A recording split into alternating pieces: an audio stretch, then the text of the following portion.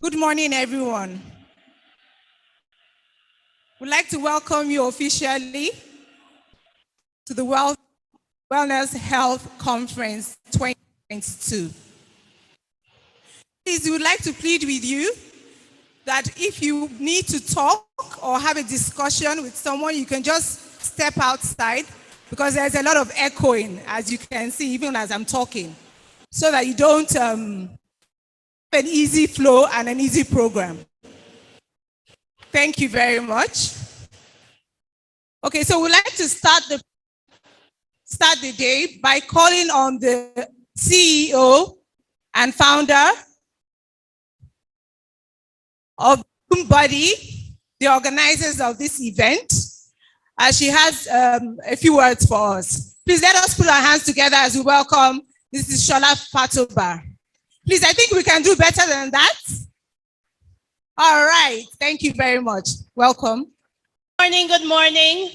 Welcome everyone to the inaugural Wealth Conference organized by Bloom Body Limited. I'm very excited to see just how many people have shown up today just to focus on their health and wellness. Thank you for taking the time to make your health and wellness important. So I am Shola Fatoba. I am the CEO and founder of Bloom Body. And what Bloom Body is a remote ecosystem that supports families of children who are neurodiverse. That's children with neurodevelopmental conditions. And we do this by partnering with qualified healthcare specialists. So if you'd like to learn more about Bloom Body at the end of the program, level. And so as parents, as families, as adults in the community, the way we support children is, first of all, prioritizing our own health. And it is when we are healthy and well that we're able to support children. So every one of us has a part to play in our wellness and the development of the children in our community. I'm very excited about the lineup of speakers that we have today. We are going to be hearing from a wealth of experience that they will share.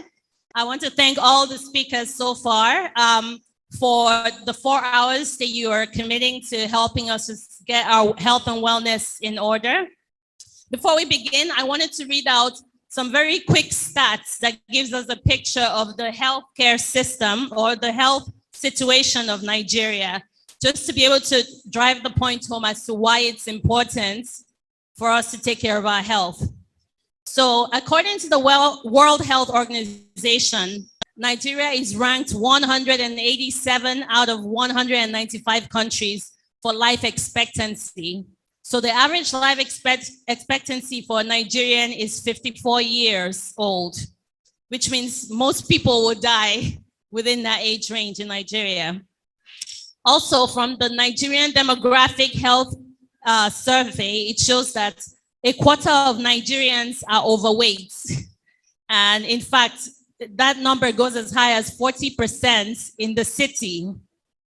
35% of Nigerians exercise, which means 65% of Nigerians do not exercise. And this figure is much higher in the city as well. Over 60 million Nigerians are suffering from mental health illnesses. And suicide is a leading cause of death for people between the ages of 15 and 29 years. And finally, only 3% of Nigerians have healthcare coverage. So most Nigerians make their health expenses from out of pocket.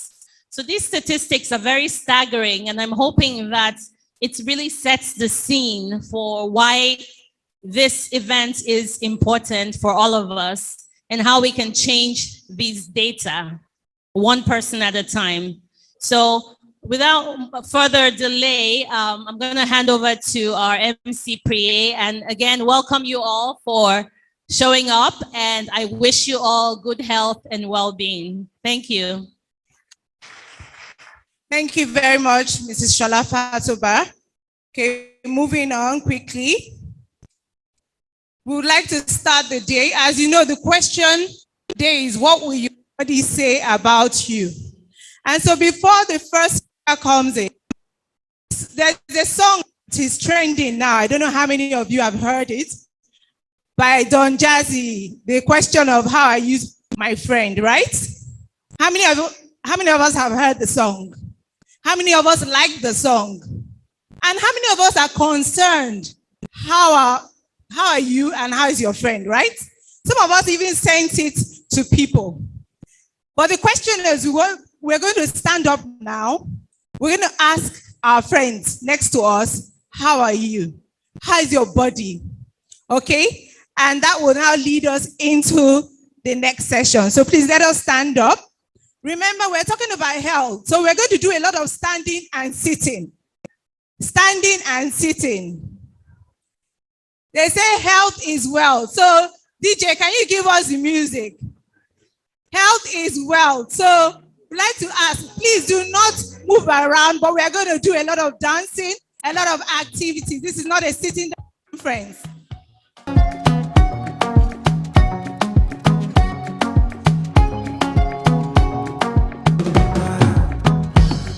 No vex for me. Say I never call you since, but I hope that you are well. I hope you're my cat. Every day I pray for you. Make you Baba, God bless you. I never forget you. I gon' forget you. See my shoulder, make you rest upon me. You know I got you. Now me be your friend indeed. The money don't show now. Don't keep some for you. You know go so far.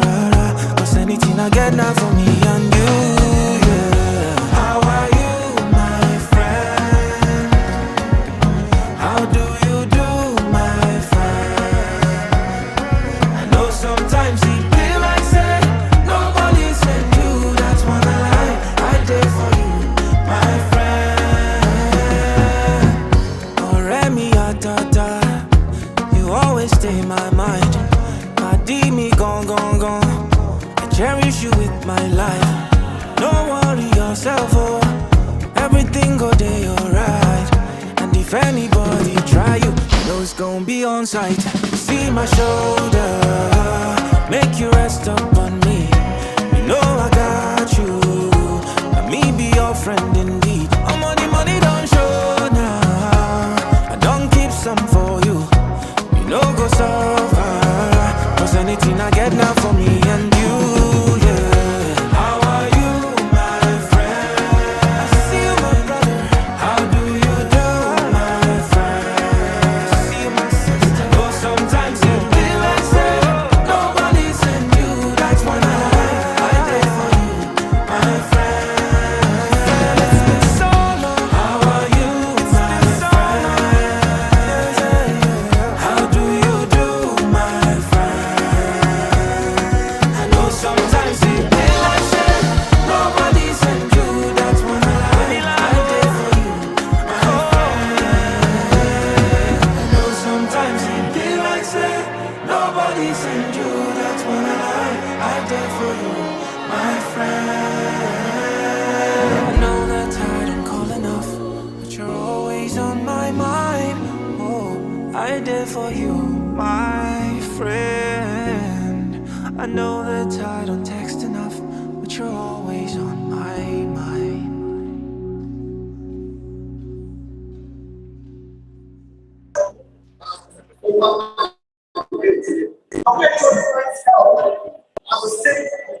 Please go.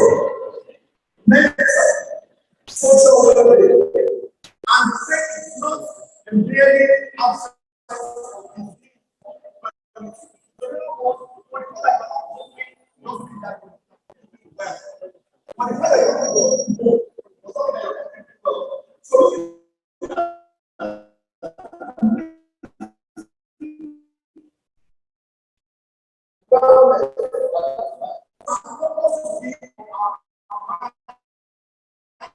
The mind, the spirit, well,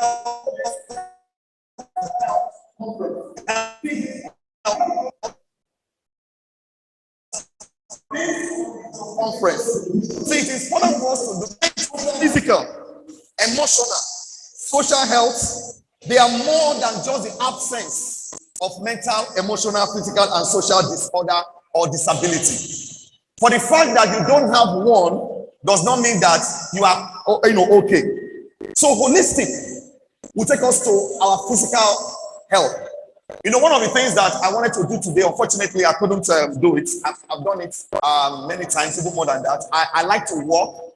And so today I told myself I was going to walk from Yaba down to this place. But I couldn't get somebody to drive my car. I couldn't go. But I've done more than that. I do like 17 kilometers at a stretch.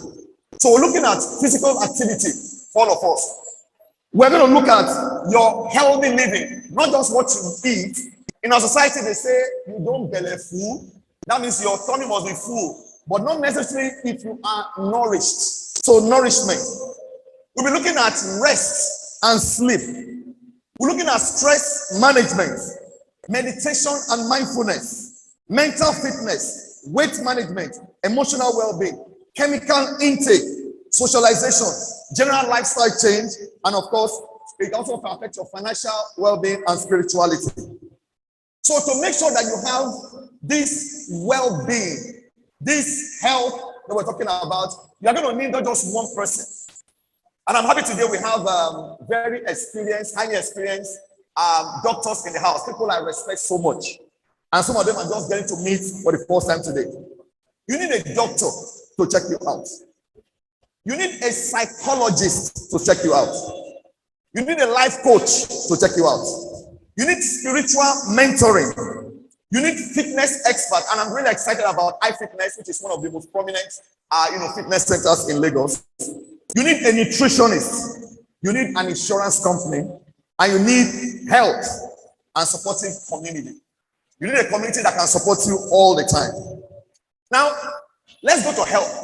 When we think of health, we think of somebody that is ill, somebody that is sick.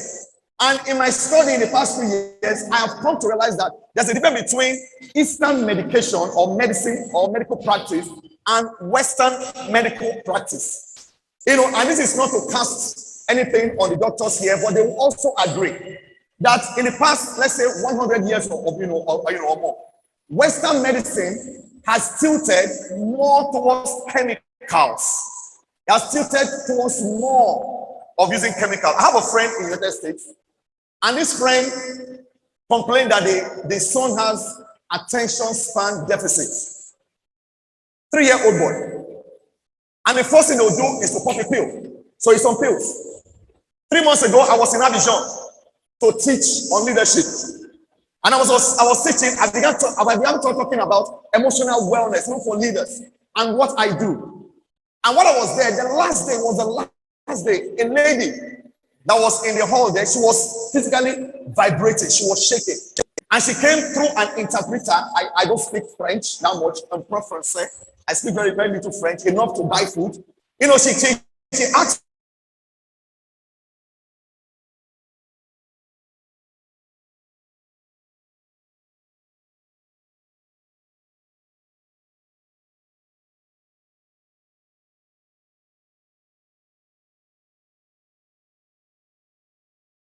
us together, and all I was doing was listening to her.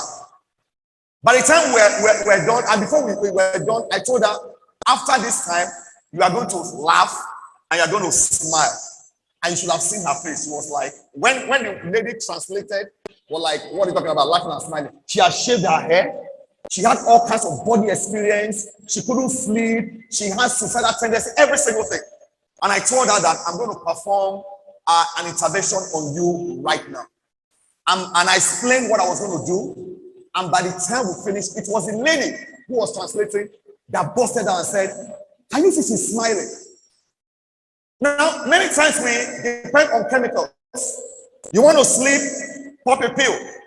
You have anxiety, pop a pill. Now there is room for those chemicals. But Western medicine is tilting way too much into phytochemicals. For the past 15 years, I worked with university students, and I saw a lot.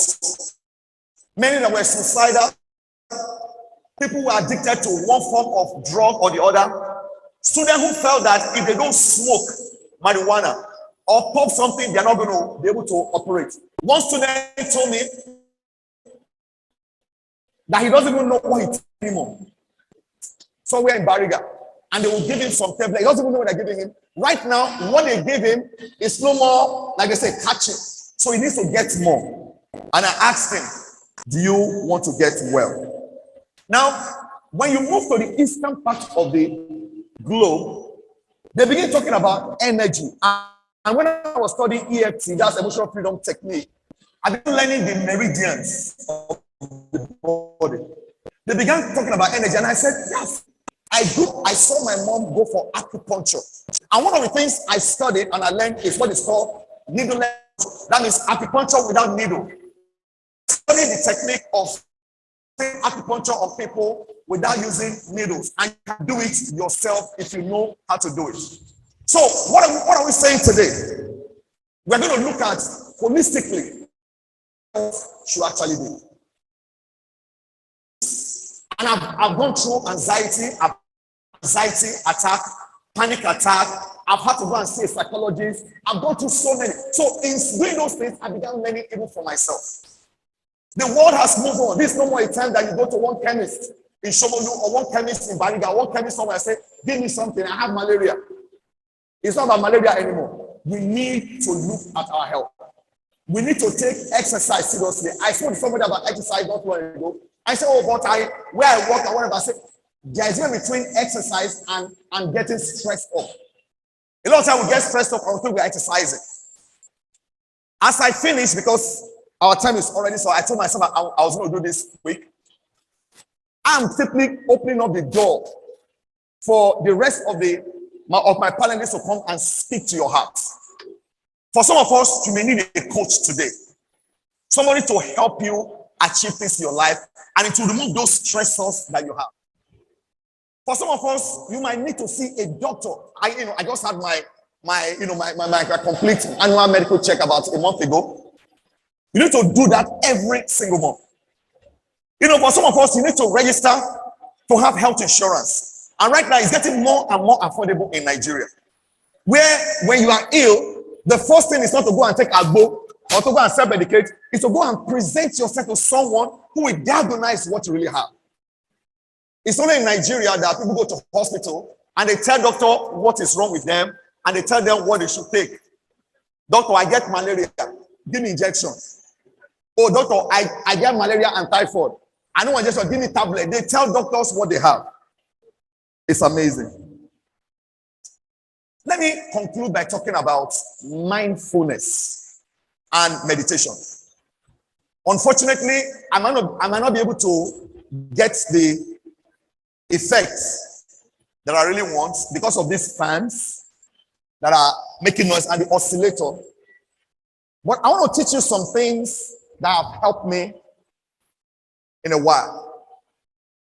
Sometimes I go through anxiety attack, panic attack, and I begin to get sweaty, and I begin to lose control. There are things that you can do for yourself. And I'm happy that we have a sponsor here today who is not giving us sugar, but they're giving us water. Drink lots of water. Drink lots of water.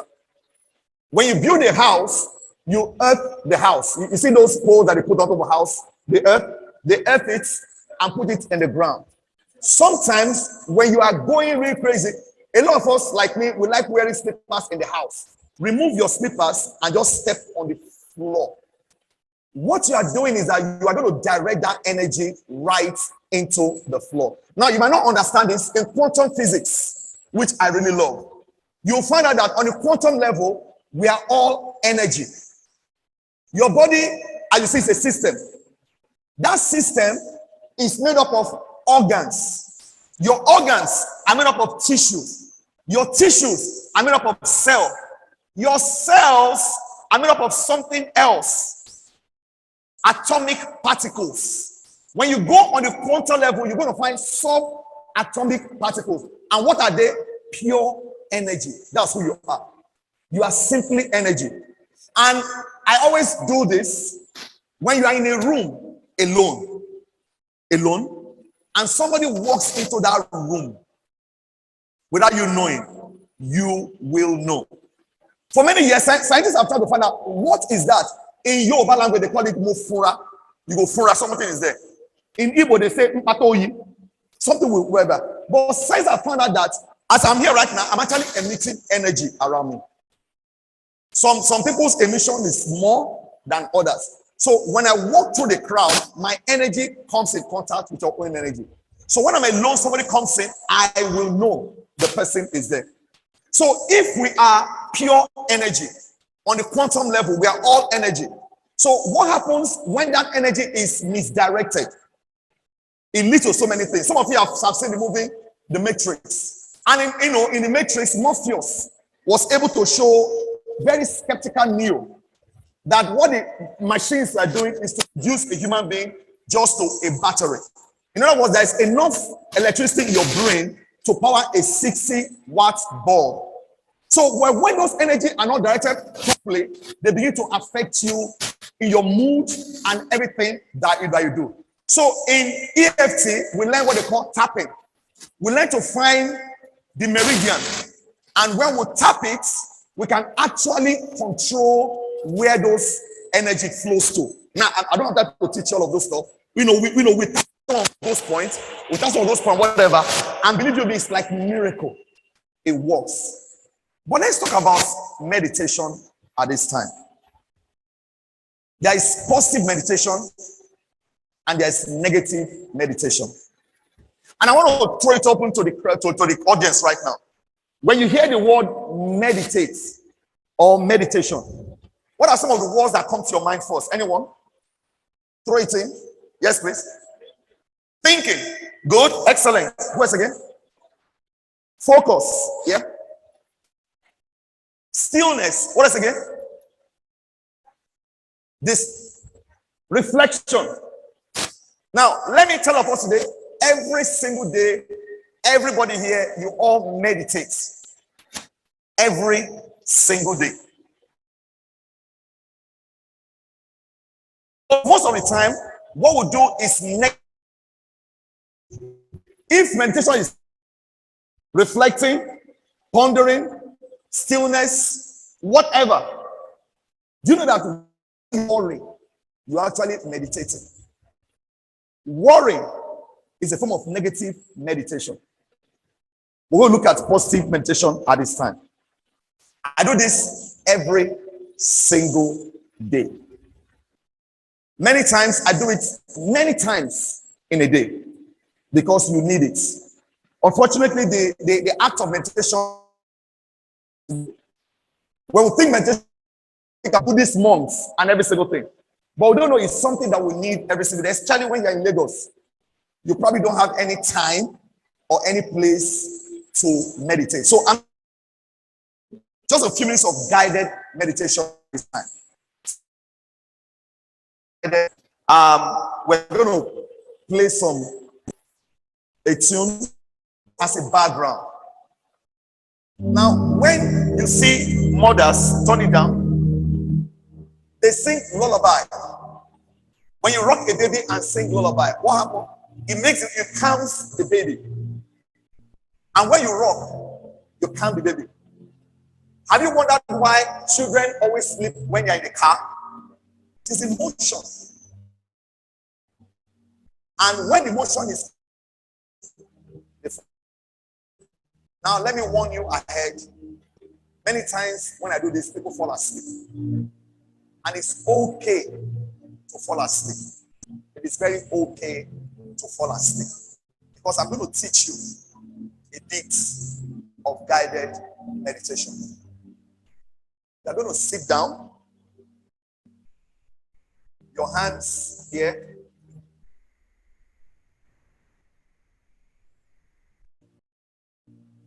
Meditation as a form of healing. Meditation as a form of wellness. What we're going to do at this time in a short while, we're going to direct all our thoughts into one place. Meditation is a portal. Let me warn you. It's a portal both for good and also for evil. If you open it up, evil might come. But in this meditation, you are not opening yourself up, you are filling yourself up. And it has to do a little bit of self-hypnosis also. Have you wondered what they call the placebo effects? Some people go to hospital and say, doctor, give me tablets. That tablet is all I need. And doctors give them tablets. And they take those tablets and they get well. Unknown to them, what the doctor just gave them is just chalk. Just chalk. But because their mind has been set to believe that this will work. And that is why it always works. It's called the mind-body connection, psychosomatic. So what I'm going to do at this time, I'm also going to do some level of breathing. We've not started yet. Breathing is about the first thing that a person does when they are born. It's also the last thing we do when we die. We learn to breathe in and out. Unfortunately, most times we don't know how to breathe. Have you noticed that many times when you are alone or you are talking, you actually cease breathing? And many times your breathing does not really go down. You only breathe from here. So breathing is very good. Now, why do we use breathing in meditation? Because it helps you to focus on something, to be mindful. Let's breathe in and out. Now, your breathing in is not your thoracic use here. Not here. Let's go. Breathe in and out. Now, when you are really anxious, try breathing out with your mouth. Have you ever seen movies where women who are birthing, who are about to give birth, they tell them, breathing? There is something that does also. It reduces so many stress. So we're going to breathe in for like 4 seconds. Then we're going to breathe out. Maybe like 5 to 6 seconds. Are we ready? Let's breathe in. I'm going to count. 1. And out. Again, in. Out. When you do that, you feel there's a weight. Didn't you feel it? There's a weight that just drops on you. So right now, we're going to relax our muscles. Make sure you sit your back.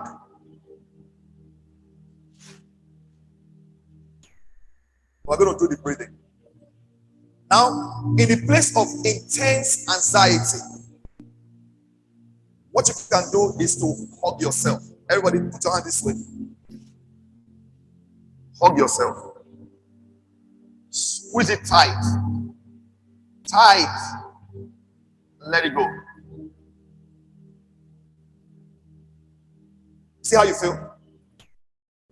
When you are tempted to get angry and fight, put your tongue on the base of your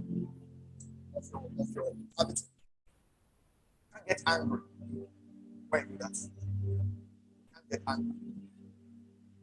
So we're going to go into meditation at this time. Put your back, make sure you're rested. Your hand. Breathe in and out. In and out. At this time, I want you to relax your body.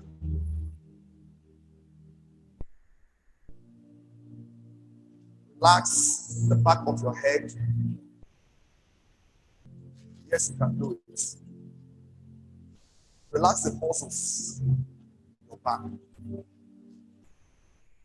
Relax the muscles on your thigh.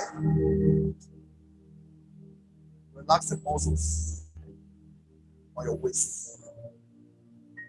As you breathe in and out. In and out. I want you to think of a place at this time.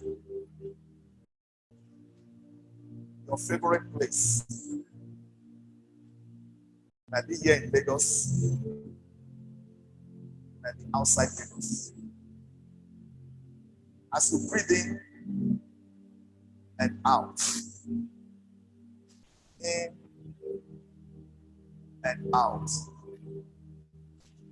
your body is relaxing at this time. You don't want to close your eyes. Focus just on my voice and your breathing.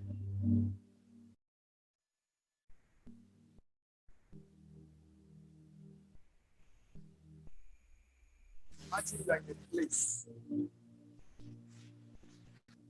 where you don't have to worry. Imagine yourself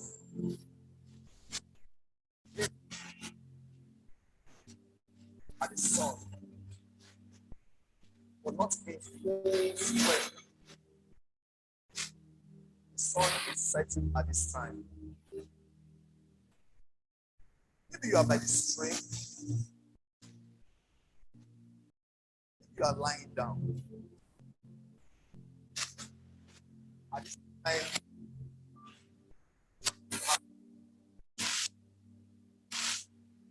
focus on your breathing.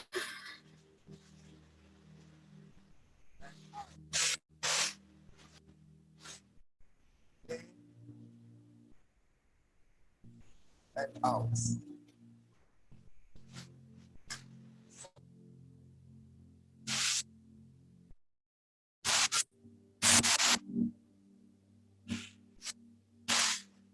But don't worry. Focus on your breathing and let your body relax. I want you to remind yourself of the things that you have heard. Do not let your heart be troubled. Do not worry. You are secure. Your God and your Maker is with you. The Creator of the universe knows you. As you breathe in and out.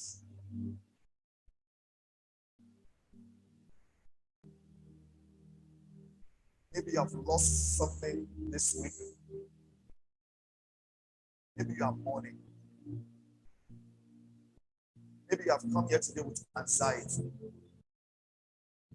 You are troubled. But at this time, none of those things matter.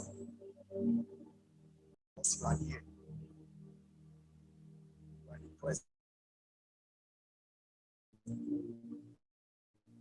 Breathing and out. In and out. This will become your safe place. This will become your closet when you go and find peace. That peace that transcends understanding, that will guide your mind, your hearts. And come back to this place and always come back.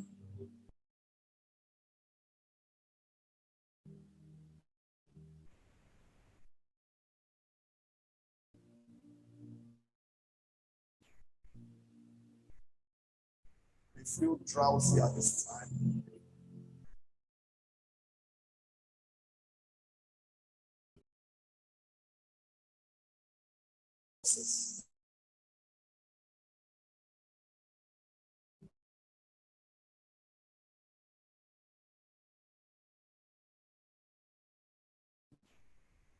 Now, I want you to find an anchor. And our anchor today will be the sunset. As long as the sun rises and it sets, and it will be okay. As long as the sun rises and the sun sets. So now we are coming back to the present. I want you to come back. At this time, you can feel the sound of things around you. Maybe the music that's playing at the background. Maybe the sound of the fans. You can observe your breathing. And you know your blood is flowing. Welcome back. Welcome back.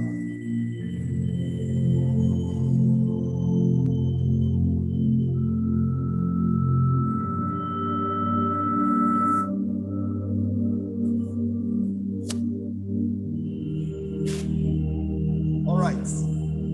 We're going to turn the music down. Now, can you imagine doing this every single day? Find a quiet place. Find very early. I do mine like 4 in the morning, sometimes 5, where I just clear my mind and focus on things that are positive, things that will build me. And if you start your day that way, and even intermittently, you can do that. Some of you have observed, maybe 1 or 2 of you, my wife knows, when I go to a party, sometimes I disappear. People don't know. I'll be in the car, lie down for 15 minutes. I'll just clear my head. Now, this is about health, social well-being, mental well-being, physical well-being, spiritual well-being, not the absence of infirmity. As we begin to practice mindfulness, as we begin to practice meditation, you find out that a lot of things will begin to align in our bodies. For those who are under medication, it's easier for your body to align, and you're going to heal faster. You will heal faster, you'll be stronger. If you're like me, that you take early morning walks, I'd like to encourage you, you can get a tune. I do that every single day. That will play while you're taking your long walk. Sometimes you can read a book and focus on that. It takes your mind off the pain. It takes your mind off the stress. And you are guaranteed to live a healthier life. So as we look at our health and our well-being in a holistic way, I want to encourage all of us. Practice all the things that you're going to be learning today. Practice all the things you're going to be hearing today. We all need doctors. We all need coaches. We all need fitness experts. Because your body is the biggest gift that you have. And you're going to carry it for as long as you live. Thank you again, Bruce Body, for inviting me. Please let us put our hands together for Mr. Emmanuel Eme. Thank you very much, Mr. Eme. You all agree with me that health is the greatest wealth. I hope you're all back, or have some of us traveled. I know that we were meditating. Please make sure that you are back. Okay? Are we all back? All back. Please let us clap. Some of us are not back. Please clap louder. Let me know that you are back. Okay. I was looking at someone and he almost fell off chair while meditating. But thank you very much, Mr. Eme. Our next speaker will be talking about mental health. Now, you all agree with me that mental health is help with. And this speaker, Dr. Yewande Oshodi, is a consultant psychiatrist and senior lecturer at the Department of Psychiatry, Lagos University Teaching Hospital and College of Medicine, University of Lagos. Please, let's welcome Dr. Yewande Oshodi. Mental health is very important, so please, let's pay attention. Thank you very much. Thank you very much, Priye. Good morning, everyone. Good morning, everyone. Are we all back? Because Mr. Emmanuel took us into that restful place, and I think it's important that we all begin to practice this more. Thank you very much for that session. I want to thank the organizers of this meeting, the Bloom team, for the opportunity to be here. Thank you very much for the invitation. I want to thank all of you for showing up. Can you give yourselves a round of applause? All right, so this morning I'm going to speak to us about mental wellness. And I think the organizers chose the word mental wellness as opposed to mental health so that some of the stigma associated with mental health doesn't jump at you when you think about this session. But really, when we say mental wellness, positive mental health, they're essentially talking of almost the same thing. Can I have my slides up? Okay, thank you. So I'm going to jump right in because I don't have too much time. Now, we've heard the definition of mental health. Mr. Emmanuel was nice enough to establish that very important foundation. Mental health is a state of well-being, okay? It's a state of well-being which a person realizes his or her potential, that's number one, can cope with normal stresses of life, number two, and can work productively and fruitfully, number three, contributing to their community. Health cannot be complete without mental health. Can you repeat that? Health cannot be complete without, indeed, there's a saying that goes, there is no health without mental health. You can never say you are healthy if you are not mentally healthy. So that is why mental wellness is an important part of your being healthy. You know, mental health is a continuum. It's something that we continue to improve upon. When I say mental health now, I'm going to continue using the phrase mental wellness. It's something that we continue to work on.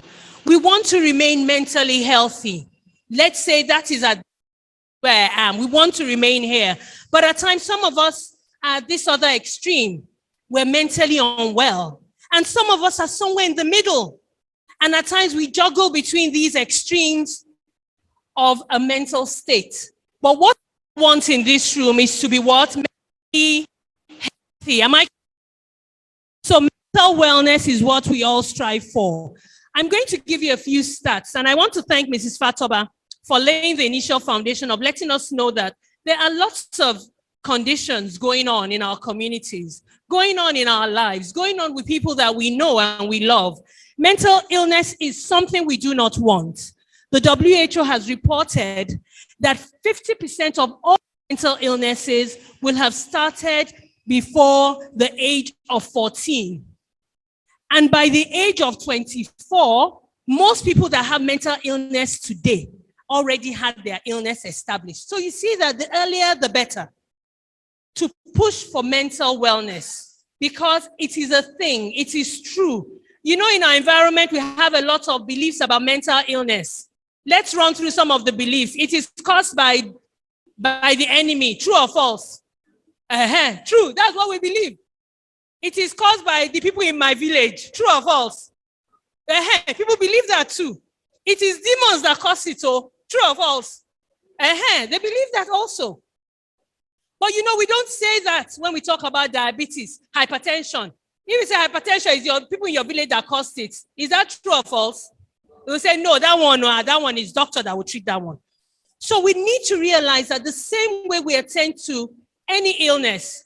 I am a Christian, for example. I know that there's no sickness that God wants us to have, including hypertension, diabetes, including wearing of glasses. It's not the will of God. So, but we do what we can do, and we leave the rest to our faith, to our God, okay? So mental health is one of those things. So please, please, please, every single person in this room, today I want us to bury all our false and wrong beliefs about mental health disorders. We're talking about mental wellness. To this slide, I'm not going to talk about illness again, okay? In Lagos State, they show that there is a prevalence, there's the existence of depression in 5.5% of a surveyed population in Lagos, and anxiety in 3.5%. That tells us that these are the common disorders that are in our communities, okay? And unfortunately, we don't have enough people to treat mental health disorders. I'm a psychiatrist. Do you know that for every 1 million people, you only have one psychiatrist in this country? We have almost 200 million people, right, in Nigeria. You have less than 200,000 psychiatrists. Or is it 200 psychiatrists? Sorry, 200 psychiatrists. Sorry, my math is not. Less than 200 psychiatrists currently practicing in the country. Is that not a problem? It's a big problem. That means that you and I must remain mentally healthy, because there are not enough people to look after us. Hello? Hello? You and I must remain mentally well because we do not have enough resources. We must learn how to cope. We must learn how to preserve our mental health. We must learn how to remain mentally well. And it starts by knowledge. Knowledge is power. So I'm hoping today I'm going to give you 1 or 2 things that's going to empower you better to remain mentally well. Next slide, please. So when we talk about mental wellness, it's a broad term. It's a very wide term. It includes your emotional, your cognitive, that's your thinking, and social well-being. It includes your ability to attend to your mental well-being from all these angles. It's about how you think about yourself and the world around you, how you interpret things, how you're conscious about your emotions, how you're using those emotions aright. Mental wellness refers to a state of well-being that is characterized by actualization. Are you actualizing what you desire to be? Are you able to achieve, thank you for taking that A, because it was literally in my way, okay? It also affects your quality of life. When you are mentally well, you experience a better quality of life. And quality of life is not money. You can be rich and not have mental wellness. You know that money is not everything. Hello? Can money buy everything? Because in Nigeria today, everybody's talking about money. Oh, I want more money. Oh, Nigeria had. You can still have peace of mind. Permit me to quote from the good book, the Bible, that godliness with contentment is great gain. In Yoruba, they will say, "Akara gbigbe pelu itelorun." That means that you can have small, but your mind is at rest. You can have what looks like it's not enough, but your mind can be at rest. That is what, so I'm not talking about our economic. Yes, we want so many things to be better, and by the grace of God, they will be. But in the meantime, we need to remain mentally healthy and intact. It's a positive state of mental health. Okay? That means that it's equal to positive mental health. And that means that, we're talking more about, trying to keep mental illness away as much as possible. And like I said, there is no health without mental health. Next slide, please. So we have this health triangle because the WHO says health is a state of physical, mental, and social well-being. So you see that you cannot say you're healthy if you don't have health in all those areas, okay? Please, I need you to remember that. Next slide. So mental wellness is also not about always being happy. Is there anyone here that is always happy? Happiness, Shani. Yes, we are happy, but at times we have times that things worry us. We may have things that make us feel unhappy, make us feel excited, make us feel angry. That is our human, normal emotional states we can all go through. But we do not want to be stuck in a negative place emotionally. It is dynamic. It is mental wellness. It's something that can continue to change. You can continue to work on. If there's anything I want you to remember today, it's that your mental wellness is a process. It's something you can be working on. Can you repeat that? Mental wellness is what? It's a process. It's something you can do what? You can work on. You're so amazing. Give yourselves another round of applause. Because so many people are going to talk to you today, and I don't know how many things you're going to remember, but I want you to remember your mental wellness is a process, and you can work on it. You have the power. You are more powerful than you think. You are not helpless. A lot of bad things may be happening. A lot of things you didn't choose may happen, but you can choose how you respond to it. You can choose how you work in your relationships. You can choose how you take care of your mind. You've learned about mindfulness. You've learned about meditation. You can choose what you feed on. You can choose what you meditate on, and not like Mr. Emmanuel pointed out to us. At times it's associated with the concept of psychological well-being, which I'm sure you all understand. It's described as a process, a resource, a state of being. It's something within you that you can actively, consciously work upon. There's some components that have been linked to it, including your talents. What are you born with? There's some things that you have that the next person doesn't have. There's some things that I have that you don't have. There's some talents. Some of you are naturally friendly. Some of you are naturally, social. These are talents. These are inborn gifts that you can use to the benefit of positive mental health. Okay? Your enablers, things in your environment that are positive, that are supportive. For example, if you come from a home that is loving and caring, that's an asset. At times we push away the enablers we have and don't take advantage of. Some of you have very good friends. These are enablers. Some of you have good support structures. Some of you belong to, religious groups that are very supportive. That's an enabler. At times we push people away when we're struggling instead of embracing them. You must embrace your talents, embrace your enablers, embrace the positive things that you have been blessed with. At times we're looking too much to things getting better tomorrow that we're not living today. We must live today. You must embrace the things that you have today. You must not get sucked into the struggles of today such that, it's only problem. Tomorrow it go better. Today in Koda is already good. Your children are healthy. You are healthy. You can eat. Some people cannot. Some people are worse than you. I hope you know that. So let's stop worrying about that. Let's celebrate what we have. Okay? There are other things like our strengths, our outcomes, things we want to see. So like I've said, mental wellness is an internal resource. It's within you, and it helps us to think, feel, and function. It's an active process. And when we use it actively, we begin to build what is known as resilience. Resilience is the ability of a thing to spring back after being faced with pressure. For example, this microphone. Can I bend this microphone? No. That wire of that cord there, can it be bent? You can bend it. When you bend it, it springs back. That is more resilient than this. It can bend and bounces back. We all need to build resilience. Resilience is the ability we have within us to spring back even when difficult situations. The resilient person is a person that has tapped into that inner resource, that has learned to embrace what they're blessed with, that has learned how to use their skills and their talents to support them to the next place they want to be. Okay, so it's a resource, it's dynamic, it's renewable, it's positive mental wellness, it's a process, okay? And when we say mental wellness, at times we're stuck that it's only mental. That wellness, mental wellness, is also reflected in the way we connect. It's reflected in the way we feel.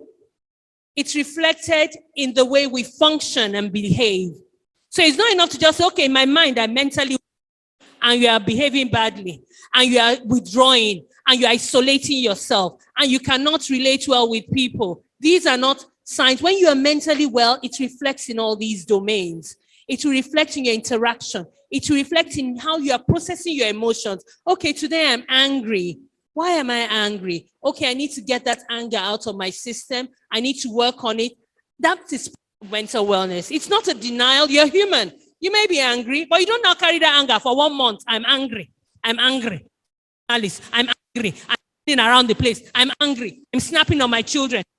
No. You acknowledge those emotions. You recognize them. You identify what caused those feelings within you, and you work it out of your system through some of the things that loads of speakers are going to teach you today. You're going to learn a lot about mindfulness, meditation, physical exercise. All these things are all pieces. Eventually work together to your overall health. And remember, mental health is in health, okay? Next slide. So there's a continuum. Some of us are at the extreme of the continuum, drowning in our mental health. Drowning, feeling very anxious. The mood is very low. They are not able to go to work. They are missing work. Sleep, very poor. That is a state of drowning. When someone is drowning, what does that person need? The person needs to be what? Rescued, right?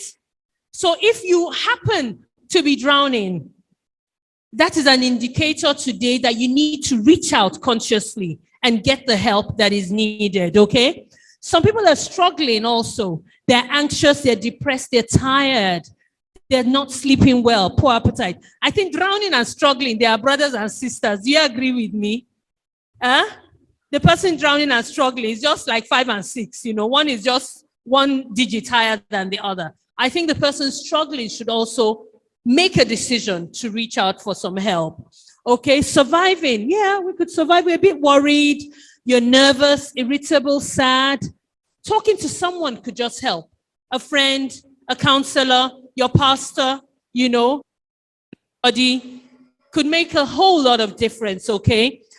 Performing, where we are a bit more positive, you're able to go to work, you're sleeping well, you're calm, you're eating normally, but you're thriving. That's where we all want to go to. We want to thrive. We want to thrive. We want to be cheerful, experience joy, be energetic, solution focused, not problem focused. There are people that say, there's also problem that they talk about. Another problem has come. Be solution focused. Don't just be a complainer. Be that, okay, this problem, how can we solve it? And you'll be amazed that you can solve problems. In spite of what you're going through, you can be a solution provider for certain situations. Fully realizing your potential. Yes, you may say, my potential is to be the richest man in Nigeria. No, be more practical. Oh, I want to be self-employed. I want to grow my business. And you continue working on it. Gradually, you will realize that potential. Okay, actively seeking connections. So you're seeking connections. You're not isolating yourself. So I just thought this table will be useful to highlight where we may be and where we need to be so that we are consciously taking into our own control the steps towards achieving full mental wellness. Next slide. Okay, so there are benefits of mental wellness. Our life experiences at times affect our mental wellness. For example, if you lose a job or you get bereaved, this can make us feel very unhappy. Am I correct? Naturally, but it's just a bump on the road.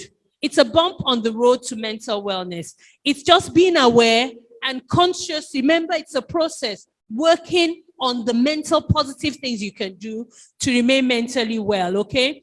It can affect the quality of life that we have if we are mentally well or not. And it can definitely begin to affect our work, our school, our interactions, our physical health. Do you know that research has shown that mental illness, mental health conditions can, in the long term, generate physical health conditions? There are people that have just depression. Later on, they're at higher risk of things like hypertension, diabetes, all sorts of other things, because it's not taken care of. So it can even affect our physical health. And literally, some people even die earlier because of untreated mental health conditions. So it's so important that we remain mentally well. Okay, so benefits would include being positive, self-assured, and happy. We become in control of our thoughts. We're able to handle challenges, and we're able to realize our abilities, cope with stress, and so on. Next slide. All right, I'm going to run through the last. So I'm a child psychiatrist, amongst other things that I do. So it would be a shame to talk about this and not children. Children and adolescents, their mental health is also key. I've had a parent ask me once, that, what do children worry about? Why would a child be depressed? Children also have mental health problems. And as parents, we play a very significant role to our children's mental wellness. What is your home environment like? Mommy and daddy, are you fighting in front of those children? You are damaging their mental health. Are you dysfunctional in your home? It will affect the children's mental health. What's happening to the child in school? This can affect a child's mental health. A child being bullied, for example, is at risk. So we must pay attention to the mental health of our children and our youth and promote good mental health in them, okay? And the things that can help them would include working on their mood with them, helping them identify and observing, making sure that their mood is in a good place, their sleep habits. These gadgets, our children are not sleeping enough because of these gadgets. And it starts with you. Keep the phones out of the room if you can. If the phones are disturbing, let them put it off, so that everyone can get enough sleep. Their coping skills, the relationships in the family. I've had parents bring children that were abused in their homes and they had no clue. Things at times are happening. Remember, WHO said that many of these problems will have started by age 14. But parents like you and I, teachers like you and I miss it. And the children suffer till they become young adults and start reaching for help. We want to reduce that by being aware. Okay, so we need to recognize the symptoms early if a child is struggling and then get them to get help. That is an important step to mental wellness. Okay, it's important for the overall well-being. We need to also encourage physical activity in them, encourage building their self-esteem. Are you that parent that abuses the child, that makes them feel they cannot succeed? It's only negative. You came 15. The other people in your class, where are the people that came first? How can you not? Is it not a child that came first? You are ripping the child of their self-esteem when we go on like that. Rather, we should endorse and acknowledge them. I know you've worked very hard, and I'm really proud of you. Well done. But you know what? I want us to work on improving this. Not that you're comparing them with other people or comparing them with one another. I've seen children who parents have compared. Child A may not be doing as well as child B, and they're different. Their conditions and circumstances are different. I need a prompt when it's 4 minutes more, please, so that I don't overrun. All right, next slide. I think I've said enough. So our emotions, are normal. What we experience, like I said, will give us emotions, and these emotions will affect our mental health. And how we handle these emotions and experiences will determine our mental wellness. So 10 people come to the same emotional challenge, and the outcomes are different because of how they handle experience. So we must learn to handle our feelings and our emotions properly, and that way we remain in a positive mental health balance. This triangle, which describes the effects of feelings on behavior and on our thoughts, it's a continuum. The way we think affects how we feel and affects how we behave. Very simple. So you want to change it, change how you think, then to affect how you feel and to affect how you behave. Simple. It is a life hack. If you want intel to mental health, this diagram is it. How you think affects how you feel and affects how you behave. You want to correct how you're behaving, you want to correct how you're feeling, change your thoughts. Change your thoughts. Oh, I can't do well. Oh, they've said I'm this. Oh, I'm not fine enough. Oh, these are negative thoughts. Challenge those thoughts, replace them with the correct thing. No, I'm good enough. I am able. I am bold. I am pretty enough. Begin to feel a bit better, and you begin to behave accordingly. Time won't permit me to unpack this for you. So there are several things as I round up about our pathways to mental wellness. And this is a busy diagram, but I just thought it helps to describe what I'd want to say. So there are certain activities and creativity things you can do, you know, create things, learn new things, find new hobbies. These are all things that are good for your mental wellness. You know, natural movement, fitness and exercise, sports and activity. We've done some of that. See, when you exercise, there are certain chemicals that are released in your brain. These chemicals are good for your mental wellness. Did you know that? They're called endorphins.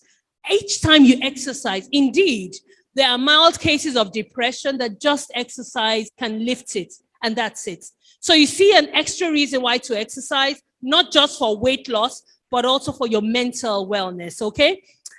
Growth and nourishment, that could include learning about self-help. What are the things you can do to help yourself?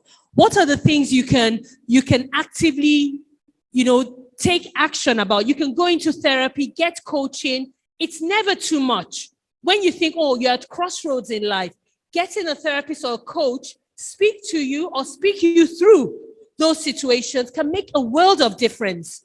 And you'll probably not have to make mistakes that you would have made without that input, okay? Your diet, nutrition is important. You're going to hear a lot about that in more detail. What you put into your mouth can affect your mental well-being, okay? Supplements are also helpful. For example, things like omega-3 supplements, okay? Fish oils, these are all good supplements. It's not excessive and it's good for the brain function, okay? Meditation and mindfulness, you've learned a bit about it. Time didn't allow Mr. Emmanuel to go in depth, but you know what? You can even check online. There are meditation videos on YouTube that you can, and will take you through, and you can begin to learn how to use these things, okay? Sleep, mind, body practices, these are all helpful. Connection. When last did you call that family member that you're angry with? It doesn't cost you anything to just say, you know what, let it go. Connection. What about your religious body? Connect there. Participate. What about community? At times, just volunteer with an NGO can make a lot of difference. You begin to feel a sense of contribution good for your mental health. Next slide. And I think that will be my, okay, almost last slide. Let's go to the next slide. I'll just jump this. Next slide. All right, so I'm going to leave you with 10 tips for mental wellness. Just 10 things you can do. It's a process. So out of those 10 things, just promise me you pick just one that you've not started doing, and try and imbibe it. Sleep, get at least 8 hours of sleep every day. A healthy diet. I've spoken about food rich in omega-3 fatty acids, things like salmon, tuna, mackerel, that's our cote, Titus fish. They're very healthy. It's good for the brain, okay? Keep active. At least 150 minutes a week of exercise. Now, somebody will say, where will I find that time? In this Lagos? It's fine. Just decide you're going to walk sometime. You know, you're going to take the steps some days of the week. You may be the kind of person that you rather take the step. You can take the steps maybe Mondays and Fridays. That may be your exercise. And count the steps, okay? So interact with others. Don't isolate yourself. Build relationships. Pick up the phone and call someone. Just call and say, just say hello. How are you? You know, some of us are sitting with vexation. They didn't call me. If they don't come, I won't call them now. No, just call. It doesn't cost you anything. In fact, you are better off for it, okay? Pick up a new skill or hobby. Some people feel, okay, I am 50 now. What else will I learn? You can learn something new. Online recently, there's someone I follow, definitely over 60, has just gone to law. And I'm thinking, wow, that is amazing. And over 60-year-old just going back to law school. So there's nothing that you cannot learn at whatever age. You can learn a new hobby, learn how to sew, learn how to knit, learn how to cook. Pick a new hobby. It's also exciting, okay? Do something for others. Volunteer for a cause. Don't just sit and wait. Nobody's doing anything for me. This is my problem so much. Leave your problem. That will help with their own problem.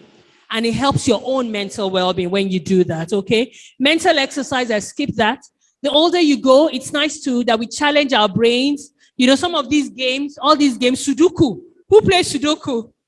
Okay, some people don't know Sudoku. Okay, crossword puzzles. Who does crossword puzzles? Okay, a few people in the room. So find those games. They're good for the brain. You know, you can do it maybe just 10 minutes before you go to sleep. Let that be the last thing you do. Okay, and play that game. 5-10 minutes. It's good for the brain. It helps memory. It helps fight, delayed dementia. Okay, they say, and I think there is evidence to show that it is helpful because it stimulates the brain. Okay, learn to manage stress. That's a whole lecture on its own. But a lot of things you're going to learn today are also useful for stress management. So learn and imbibe some of them. We don't expect you to do everything, okay? Just pick 1 or 2 things and commit to that. From this conference, I picked this and I've started doing it. And you will be the first person to benefit from it. Avoid alcohol, cigarettes, and drugs. The first speaker spoke a lot about that. Substance abuse. A lot of people are going to the pharmacies across the road and asking, hey, pharmacy, I want medicine for fever. And they'll give you things you have no idea what they're giving you. Please, if you must use prescription drugs, make sure a qualified medical practitioner gives it to you. And I must just sound the alert that some people actually do need medications. And it is what it is. If you do need medications and your doctor prescribes them, please make sure you comply with them. Because a lot of people go back and they start messing with their drugs, and then problems occur and complications happen. Okay, avoid alcohol, okay, as much as possible. And laughter. Laughter is the best medicine. Just find something that will make you laugh. Nigeria has a lot of skits on your phone, all these WhatsApp things that you just start laughing. Yes, it's good, it's healthy, it's good for your mental, but please don't do it when you're at work, okay? So that you don't, so that your boss doesn't fire you. But just find things that, put a smile on your face and make you laugh. In conclusion, I've come to the end now. And I want to believe you've learned a thing or two. True or true? True or true? You see, I didn't say true or false because I believe you learned something, okay? We all have mental health. Mental health is something we all have. It's something we desire to have. It's something we can improve upon. It's something that everyone has. Mental wellness is positive mental health. There are dimensions and components, some of which can be learned. Remember, I spoke about your skills, things that you are born with, your talents. I spoke about your enablers. There are some things that you are born with. There are some things that you learn. There are some things that are around you. Okay? It's a continuum. It's a process. Ensuring your mental wellness has to be intentional. You can't just say, I'll be mentally well, and you're not doing anything about it. For example, just paying attention to what you're focusing on can make a world of difference. There are some movies we watch that is not good for our mental health. There are some things social media shares that we have no business looking at. They will send you video, they cut off someone's head. What are you doing with that video? Delete it. They'll send you video, they are stabbing them. What are you doing with that? Please remove it. There are certain things that would not help. And steps on the pathway to mental wellness must continue and can start now. So I want to encourage us all to take that first step right now. Thank you very much for your attention. Thank you. Please, can we keep clapping? Can we keep clapping? Keep clapping, keep clapping, keep clapping. Thank you very much. Thank you very much, Dr. Yewande. Please, if you have any questions, please just go to the link. You see her contacts, and you can get her contact details, and then you can always network with her. Please, she's open for you to ask questions. Okay, even if it's not for you, remember, we're talking about other people also. So please ask as many questions as possible. Okay? All right, so moving on. We have special, a little gift from iFitness for the early birds. Considering traffic, all the situations in Lagos and all that, we had 2 people that came very early. I was here about 7:10 a.m. and I just met this gentleman coming in. I was confused that Is it part of, at least I'm part of the organizer, so I can be here by 7:10, I can be here by 6 a.m., right? But I saw this man and he said, is this where the conference is holding? And I said, yes. And he sat down. And he's been here since. So we are going to call on Mr. Kadiri Ogimege. Aha, I've murdered the name. Please come out, sir. And then we have a female early bird, Mrs. Amaka Obonaya. Please come out.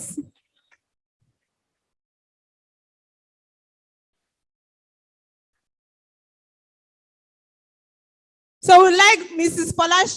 Shola Fatoba. Mrs. Shola Fatoba, please, can you come and do the presentation, please, quickly? All right.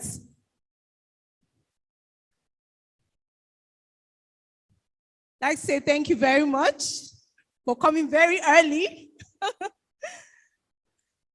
Please, can we put our hands together for them?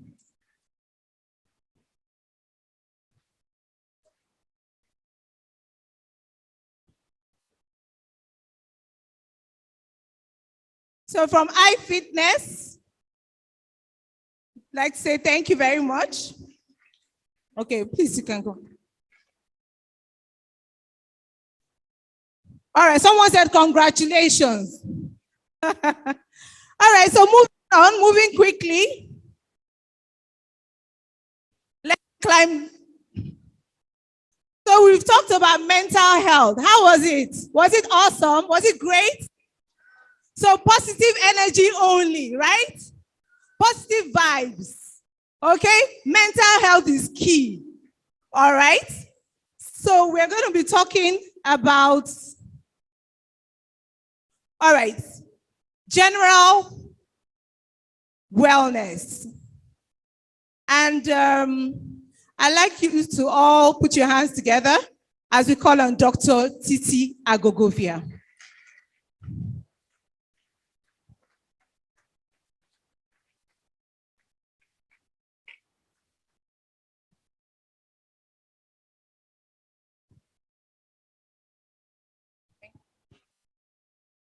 Good morning, everyone. Please, I'll be leaning on this because I'm not feeling too well today. You can imagine coming to give a talk on general wellness when you're not well. But well, we'll continue.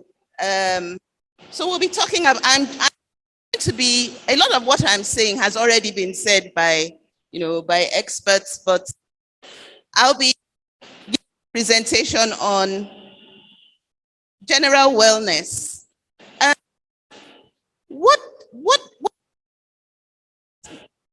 How does wellness differ from health? Can anybody tell me what's the difference between wellness and health? Does anybody want to? Or should I just pick anybody from the audience? Okay, my brother, who is looking away from me, my brother in the yellow shirt, please. What's the difference between health? What do you think is the difference between the two, health and wellness?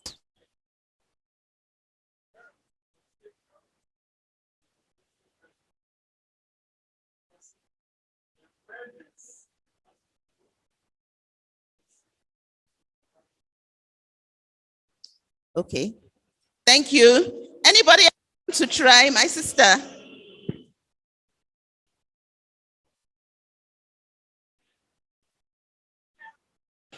Socially, physically, spiritually, financially, not in the absence of wellness. Okay. Please, can we give both of them a round of applause for trying? Next slide, please. So, I'm not sure whether this is very clear, but these are some accepted definitions of wellness. And wellness is something that you choose to pursue. It's something that you can commit to, just as has been said earlier on. It's a life choice that you make that requires consistent efforts to achieve and maintain. While it's associated with a healthy lifestyle, wellness goes beyond the confines of general health. It encompasses your mind, body, and soul. And it's something that we have more control over than our health. Anybody can come down with malaria, but you can commit to exercise and, eating healthy. It's something that you take upon to control so that you can live your life at your best potential. Next slide, please. Please, can you hear me? Okay. So, in summary, wellness is a series of positive choices that you make. So if we look at this continuum, this line, on this edge, you have your best possible health potential. And at the other end, well, we have the eventual, fate of all of us. Most of us, when we're thinking about our health, we're usually on that red range between health and critical illness. That's when we pay attention to our health. But when we're talking about wellness, we want to be on that lower spectrum, in between normal health and the best possible health that we can, we possibly can have. Next slide, please. There are many dimensions of health, as has been spoken about here. And these are some of the recognized ones. I will be going into a bit of detail about each of them. Next slide, please. So physical wellness has to do with keeping your body in optimal condition.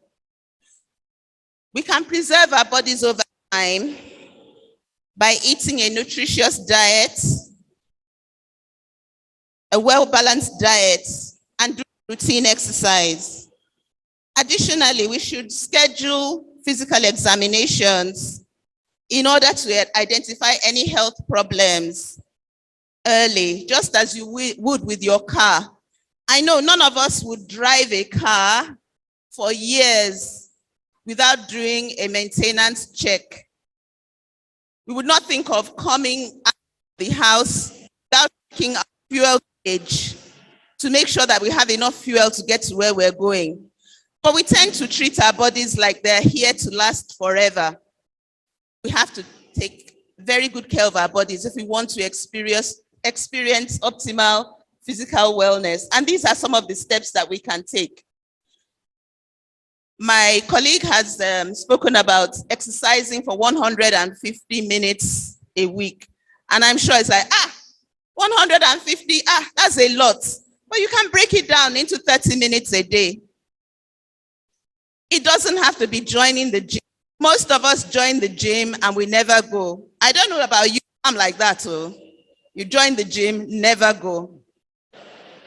But you can walk. In the evenings, my husband and I, we walk around our estate and it takes about an hour. We do two things. We get some exercise and we get action. We can talk about how our days have gone. So it's something that you can do. Some of you will say, you don't know the Okada situation in my neighborhood. It's true. Some of our streets are not very safe to walk on, but find something that you can do. It might even be jogging in place, stand in your room or, but let's try and get some exercise in every day.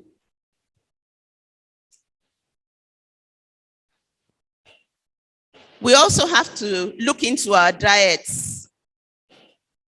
Ideally, we should be having how many servings of fruit and vegetable every day? Can somebody hazard a guess?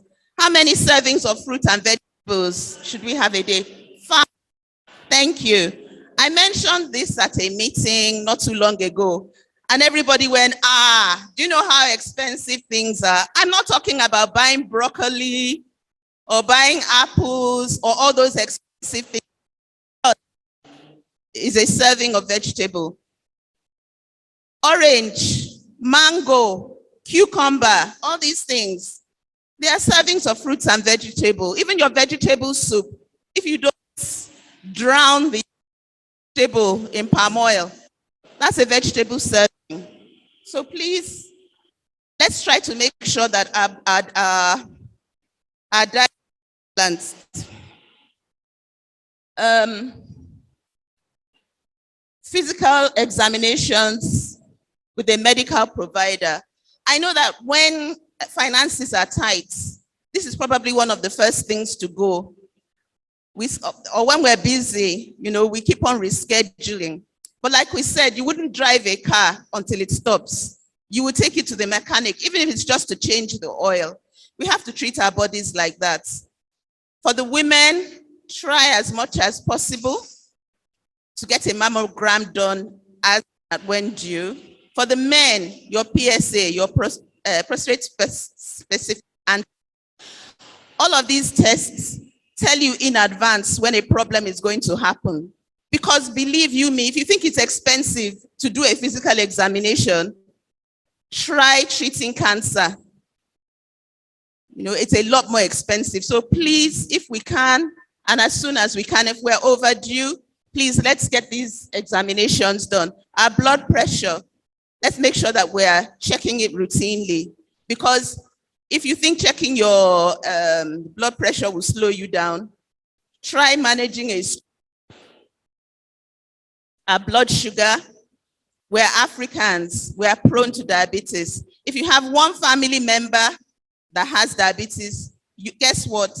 Your risk for diabetes is higher than everybody else's. So please, let's make sure that we check these things. They don't take long, they don't cost much, and they save us a lot of bother.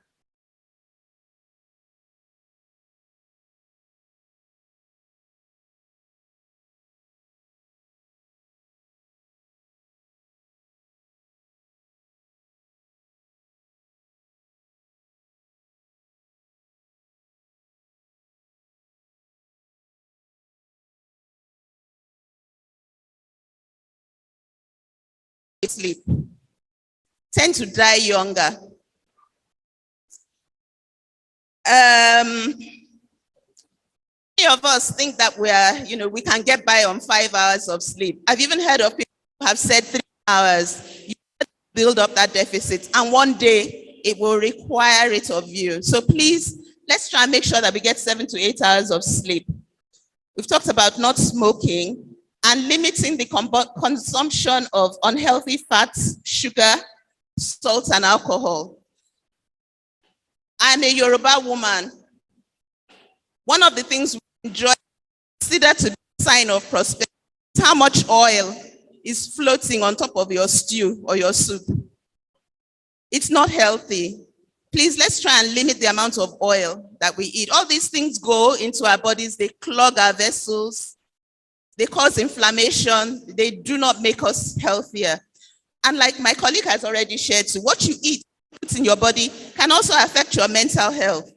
Things like refined sugars, flour, these oils too, they can cause inflammation in your body, and they can give you depression. I don't know, sometimes when I eat something that I know doesn't work for me, I can feel it. Brings my mood down. I feel more brittle and easily angered. Whether it happens to other people, but let's try and make sure that the majority of things that we eat are healthy and good for us. Next slide, please. Oh, while they're still setting up the slide, when we're talking about physical examinations, we should include our children also.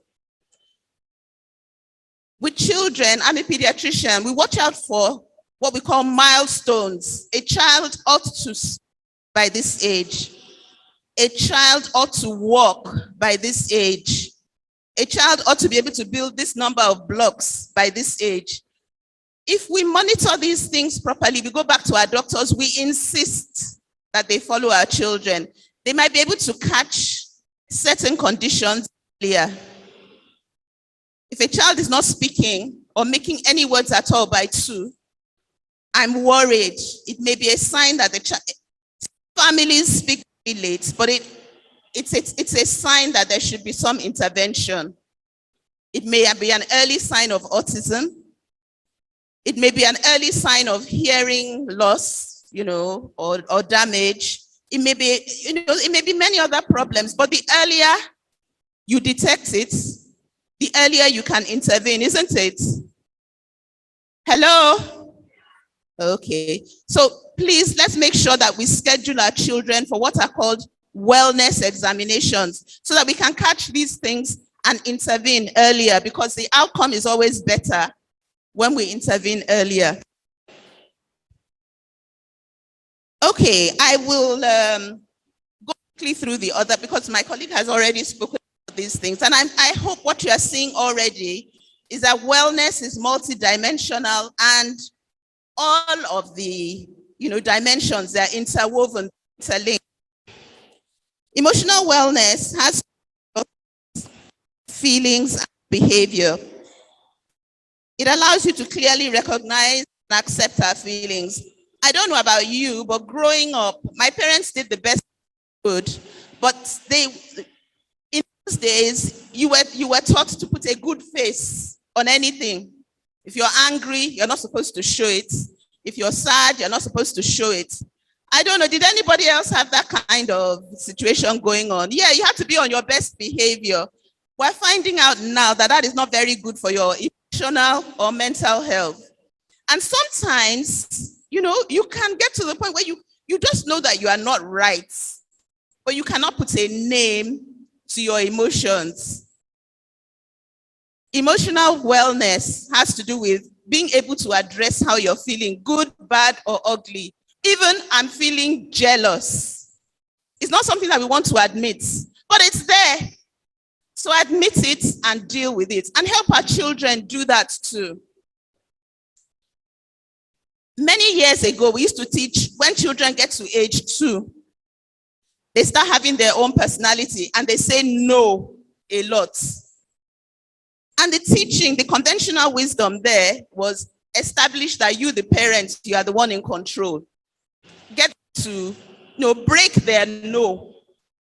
What we're learning now is that, yes, are we supposed to make them obedient? We should, but we have to understand the no. If children cannot say no, guess what? They are prey to predators because they don't know how to say no. Anybody can come and oppress them because they don't know how to say no. They are the ones that get targeted and bullied in school because they don't know how to say no. So what is it that we as parents have to do? We have to help them understand, what is making them say no, and empower them so that when they are exposed to situations where they need to say no, they can say it. Amen. I hope you understand what I'm saying. So yes, are your children supposed to, obey you? Of course they should, but you should understand where the no is coming from and help them so that they can say no under the right circumstances. So we need to learn to recognize our emotions and those of our children and address them. We need to learn to stay in the moment, as has been explained in detail. Many of us spend our time regretting the past or worrying about the future. We don't sit in the moment. When you're in the moment, you're pretty okay, aren't you? Yeah. So what I want us to do this now. Close your eyes, all of you. Close your eyes. Please don't cheat. What are the colors on the backdrop? What are all the colors? Do you have an idea of the colors on the stage? I'm not going to ask. But some of us will just now be thinking, okay, it's true. What was the color of the backdrop? Because we are not present. We're not here. We're thinking about what we're going to cook when we get home. We're worrying about the insults that our colleague gave us in the office or the query that we have to answer on Monday. Let's try and spend more time in the present, being mindful. Yeah. Emotional wellness is also about maintaining a good work-life balance. Please, you can open your eyes.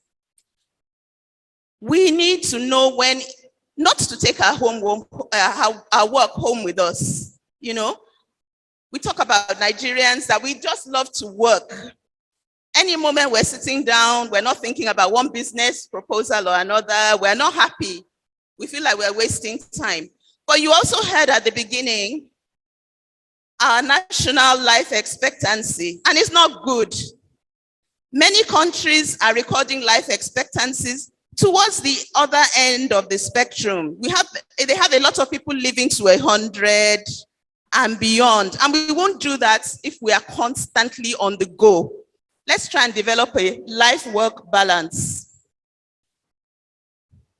We need to learn to manage our stress, as was said by my colleague, and we need to be able to reach out for professional support.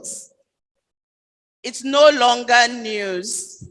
Needing a bit of help for mental or emotional distress is not a sign of weakness or spiritual possession. It's just one aspect of our health. Just as you will not be ashamed to go to the doctor to get treated for malaria, you shouldn't be ashamed to go to the doctor if your mood is very low, has been persistently low. Okay, the next slide, please.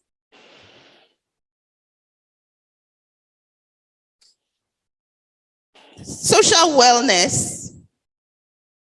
This involves building and maintaining relationships. And it's very important because if you're going through a rough time, it's easier if you have a strong social network to support you. These are some of the steps that you can take to improve your social wellness. You know, as it has been shared, don't just sit down and focus on your own problems. Commit to helping other people. You know, be a volunteer. And then you will see that there's so much room to be thankful. Because you're thinking, oh, the world is, the sky is coming down on my head. And then you see some other people's problems and you're just grateful immediately. We need to make time for family and friends, you know. We need to learn to be respectful in the way that we communicate with others. I don't know about you, but I feel like the way that we speak to each other has just gradually been going lower and lower and lower. I guess it's because we're an angry nation. We're very angry with the country. We're very angry with each other. But people can be very harsh. This can affect, or definitely it affects relationships, but it can also affect our mental health. And there's this saying that if you are pointing a finger of accusation at somebody, all the other fingers, they're pointing back at you. You know, it doesn't help us build connection when we're rude or disrespectful or critical. And it also has a way of affecting us. You know, it brings us lower. It makes us less happy when we're rude to other people. Please, if you are one of these strong, silent people out there, it's out of fashion. Exposing, you know, disclosing, telling people how you feel inside is healthy for you. It's healthy for you. It helps you get rid of all those toxic emotions that are giving you gastric ulcer and high blood pressure. And it's also helping you build connection with the person that you're sharing with. Am I saying that you can share with everybody? No. I mean, we have to be wise and identify those people that we feel safe with. But sharing how we really feel and who we really are is healthy for us, and it helps us build connection. Like I said earlier on, if we judge and criticize, we're damaging ourselves. And we should be confident in all circumstances. Next. Because we're fearfully and wonderfully made. Spiritual wellness. This talks about the why. Why are you here? Have you identified your purpose? Do you have a connection with God? Do you understand that there's something more going on than just your day-to-day, your daily commutes, you know, your job? Do you want deeper going on? Being able to from situations and understand that you're not completely in control is a very strong life skill. We need to, I'll just bring out one point, performing daily positive affirmations for two reasons. One, Studies have shown that if there's just one thing you want to do that will change your health in every dimension, it's having a positive mindset, being the person that looks at a cup and sees that it is half full instead of empty, will do for every aspect of your life. The second thing is because the way we speak to ourselves is worse than we speak to anybody else. If a friend comes to us and says, I'm having a low day, a bad day, we will sit that friend down and encourage, use scriptures, build them up. It's to us. I know now, Shebi is you.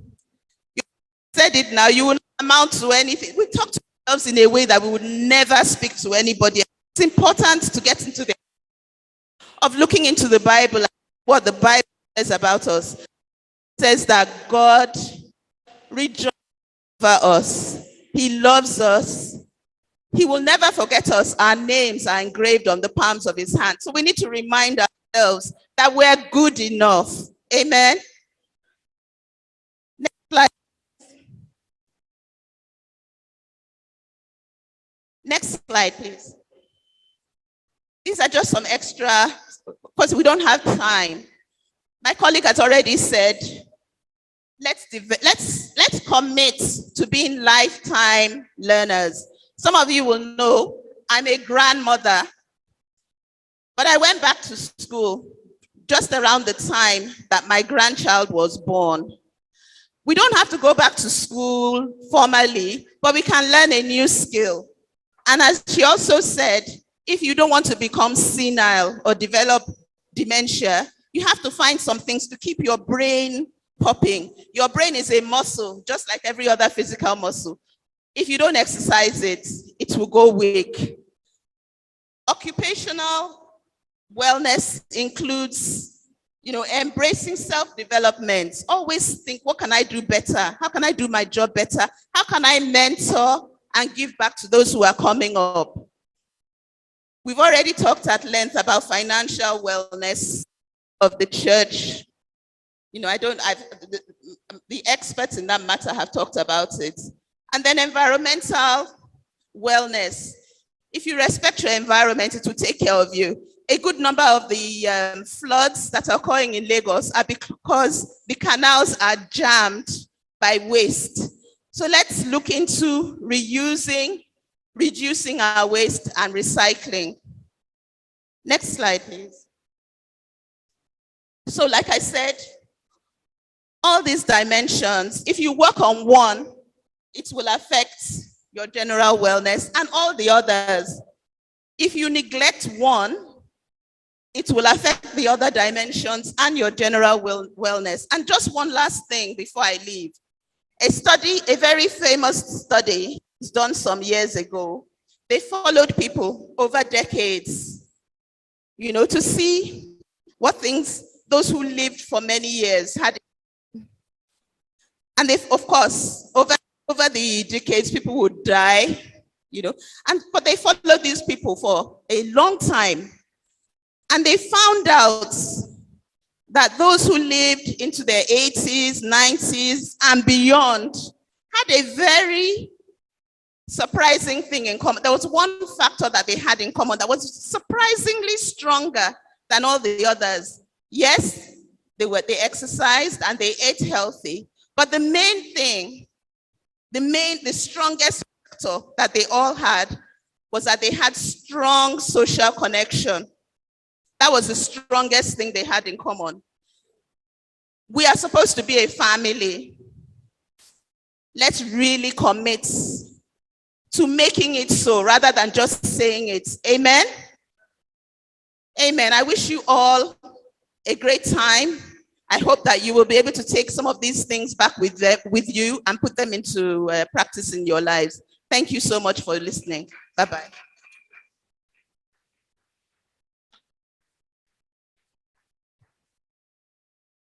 Thank you very much, Mrs. Titi Agogovia. Please, can we put our hands again?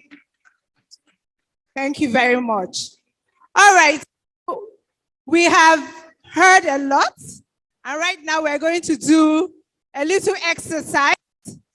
And we'd like to call the CEO and founder of, okay, we'd like to call the CEO and founder. He will introduce himself. He said he's not the CEO. All right, of iFitness to come out and just give a talk before we go into the Zumba session. So please, let's put our hands together. He just comes and just give us a little talk before the. All right. Hello, everyone. Good afternoon. My name is Alexander Lawal. Point of correction, I'm not the CEO, neither am I the founder. I'm the country head for iFitness and I oversee business development, revenue, and strategic alliance. Okay, I'm here to briefly speak about iFitness. I don't know if anyone here knows iFitness. If you do, please just kindly wave your hands. Okay, great, amazing. Okay, iFitness started about 7 years ago and we actually run a gym. And in a couple of months from now, we are basically transforming our business model from being a full-blown gym, becoming a full-blown wellness center, meaning that we're going to be doing more than just offering gym services. We're going to be having spas, we're going to be having like little clinics where patients can come in, speak to a mental health doctor, we're going to have little wellness centers, we're going to have a pharmacy, we're going to have salons, everything that relates to health, fitness, and wellness. As we speak now, we actually have 18 branches in Nigeria. The goal is to have 100 branches in the next 7 years, meaning that on or before the end of 2030, we're going to have 100 branches in whole of West Africa, including Ghana and some other African countries here. We have branches in Lagos now, and we have actually 17 branches in Lagos. We have one in Shangotedo, we have one in Agungi, we have one in VGC, we have one in Phase 1, we have one in Jakonde, we have one in Marwa, we have one in Lagos Island, we also have one in Festac, we have one in Sulere, we have one in Yaba, we have one in Mado, we have one in Ogba, that's Akme, we have one in Kejajari, we have one in Okwebi, and we plan to open more branches. Abuja is also one of the branches that we have now. The one in Abuja is in Gwarinpa. We're opening a second branch, hopefully next year, Q1, somewhere around Wuse 2. Then we're going to Abuja, Asaba, we're going to Ibadan, we're going to Ogun State, and other places. And the business is growing, and I can actually tell you that the gym is actually more than just being a gym. Gym to us is more like a safe haven. You know, people come to the gym for different reasons, okay? And we're here to basically proffer a solution to everyone that comes to the gym. We see our business more like, we see ourselves more like change agents, problem solvers, and solution providers. And we're very proud of the way Africa's going and the way it's moving with speed. A lot of Africans, especially Nigerians, are beginning to embrace health, fitness, and wellness. And we want to make it pocket-friendly, very affordable. And what we do also that's very unique about our business model is any branch you decide to register on or at, you can basically roam, which means if you're at a particular branch, like the Ikeja branch now, you are not tied to a Ikeja branch. Tomorrow, if you find yourself on the island, you can actually pop into the branch and use. Very unique. And all our classes are free of charge. We don't charge for our classes. If you join us today, approximately you have access to 40 free aerobic classes in a month. So we basically have various plans. So if you're interested afterwards, you can come to our stand. Because we're here today, we're willing to give you a 50% off our joining fee, basically. God bless you. Thank you. So shortly now, we'll be having a Zumba and Afro dance class. I think our instructor is actually ready. He's getting up to, just keep everyone fit. And I also want to give a shout out to the Bloom Body for this brilliant initiative. I think it's very commendable. Please, can we give a round of applause, please? Amazing. This is amazing. I think this is something we should do on a regular basis, because by default, with due respect, Africans, we were not very health conscious way back. We only go to the hospital when we slump, and I think it's time for us to take our health very serious, our wellness also. If you know you're feeling funny, please don't be ashamed. Walk up to a doctor. I mean, now we have tons of tech health organizations that are willing to offer you services at a very free and pocket-friendly price. So please don't be ashamed. If you're dealing with any challenges that relates to health, to health, wellness, and fitness, please just speak to a doctor, come to our gym, we're here. And we also offer what we call a 3-day free gym pass, which means if you come to our facilities today, and you're not very sure if you might like the environment or you like the ambience, or you're not sure by paying for a service, we are willing to give you 3 day trial, which means go to any of our facilities. walk into any of our branches and request or ask for a 3-day free gym pass, meaning that you can actually come in and use our facilities free of charge. Thank you very much. God bless you all.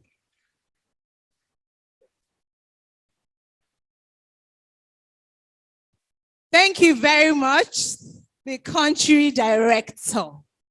I have corrected myself. All right, so are we ready for Zumba? Are we ready for Zumba? We are all fit, right?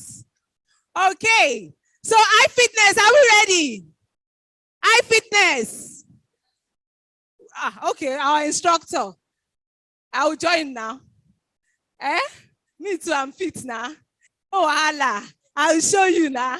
All right, so please, let's shake first. Get ready. Okay, over to you. All right, good afternoon, Fit Farm. My name is Abiola, so I'm representing iFitness. So are we ready to shake something? All right, remember health is wealth. We're here to have fun and also increase your energy level. So let's stand up, everybody. So we'll be stretching first. Hello. All right.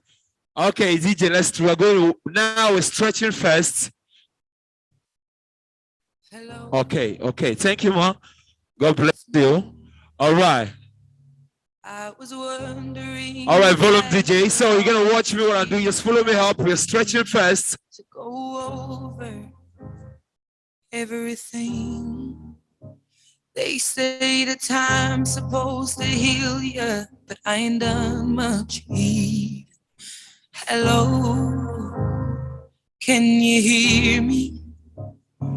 I'm in California dreaming about who we used to be when we were younger and free. I've forgotten how it felt before the world fell at our feet. There's such a difference between us and a million miles. Hello from the other side. I must have called 1,000 times to tell you I'm sorry for everything that I've done. But when I call, you never seem to be. All right, DJ, are you ready to shake something? All right, let's go. All right, what I'm going to teach you is called dance and follow. What I do, just follow me up on 8 bars. Are we ready? Aha. All right, DJ, let's go. All right, go. Follow. Okay.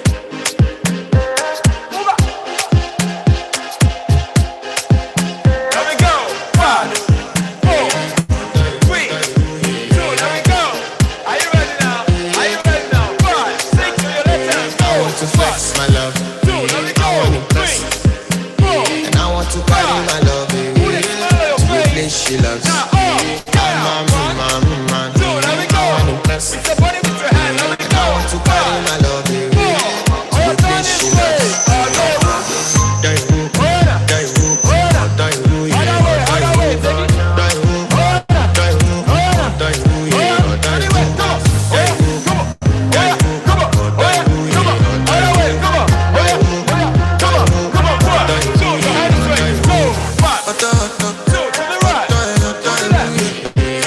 My body burning and your body beating. Loving you can make me forget, say I get nothing. By the end of the night, enter back to the pressure. I want to flex my love, I want to bless it, and I want to carry my love to the place she loves. I want to bless it, and I want to carry my love to the place she loves. Take it up. If your hand is not going up, it's not working. 5. Take it down. 1, 2, and 3. Take it up. 1. Are you ready now? Your hand bestie. Danny bro. All right, DJ, break You it don't down. want to find my trouble. Hey, what up, brother? Okay. Before we go now, I'm going to teach you a dance. If you love Ashake, let me see your hands up. If you love Ashake, let me see it. We're having fun. All right. Are we ready? Now your hand is to everybody. So we're moving up and down 4 times in 2 times. 5, 6, 7. We have 1 and 2. Let me go. And 3 and 4. All the side. And 1. Let me say 1, 2, and go. I can't hear you now. Other way. Say 1. Let me hear you say. Let me hear you say. Let me hear you say. Other way. Let me go. Oh, say, come on. Oh, say, come on. Oh, say, come on. And stop. So twice. That's 4. Good job. Everyone press for 7 1. After that, we're going up and down 8 times. Are you ready? 5, 6, 7, go. Oh, yeah. Up, down, 1, up and down. 2, up, down, and 3. Let me go. Say up, down, 1, up, 2, and down, up, 3, and down. DJ, let's go. Are you ready? But if the hustle is on, are you ready? Let me see a leg to everybody. Come on, 5. If you're not smiling, you're not having fun. And 5. See my leg this way. Bounce your leg. 5, 6. There we go. 1, 2, 3. Other way. 2. Let me say go 3. I need to send that they drop my life. 100% we did bad. I want to go out of my struggle. The money love cause I don't fashion. Not everybody want to tell my shit. I just do but the more I know myself. Before them use me, I go use my sense. I'm about no fashion. I need to go downstairs.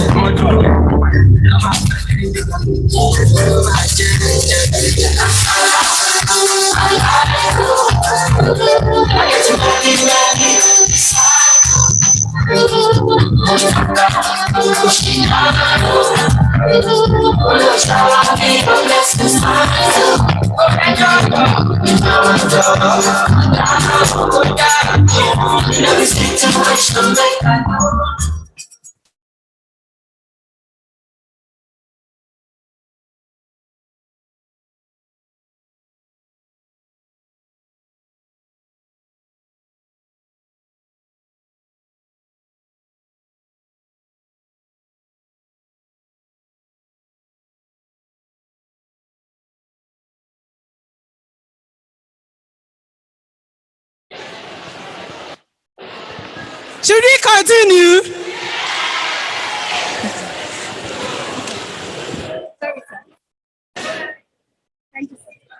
Should we continue? You like enjoyment. Okay. First of all, we thank our sponsor, key sponsor, NBC. They provided water. I'm sure that a lot of us are thirsty right now, right? We're thirsty, right? So let's put our hands together for NBC, for the water. All right. So I'm sure we enjoyed iFitness, right? How many of us would like to go there? We would like to, right? Okay, so we have some vouchers quickly. We have 3 vouchers that we are going to give away. We have a total of 10, but we're giving 3 people here and then the rest later on. Please. So we have a lucky dip, and I would like to call on Mrs. Iyamu to please pick a number. So let's start praying. If your number is here, let me shake it very well. Shake. We have numbers 1 to 50 because we said that anybody that comes between numbers 1 to 50 will get something. So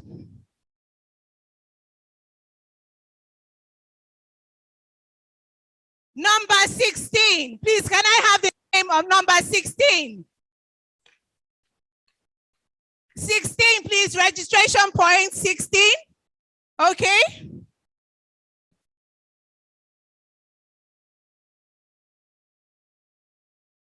$28, 16, 28. And number 1. Okay, sorry, number 1.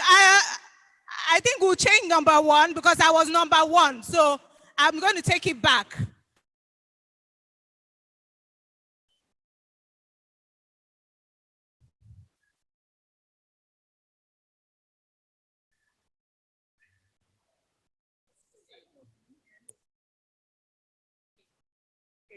Number 36. 36. Okay, so we have number 16, 28, and 36. Please, can I have their names? Yes, please. 16, 28, and 36. Thank you very much, Mrs. Yamu. Thank you very much, ma'am.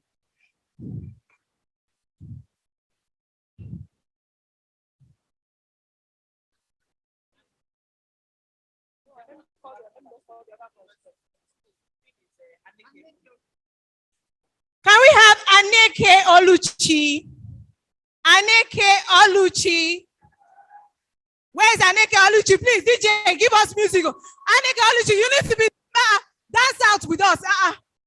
Aneke Oluchi, we have Stella Asikwe Blessing. Asikwa. Where's Stella? Not around? If she's not around, I'll pick another number. Okay, and Abiola Balogun. Okay, so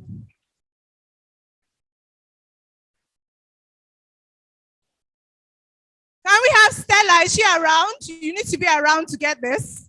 Okay, not around. So I'm going to pick another one. Please, Mrs. Yamu, can you help us pick another one? Okay, I'll see for blessings around. Don't worry. Yeah. All right. Please. Can we have a representative from iFitness? Do we have a representative from iFitness, please? Where's our dance instructor?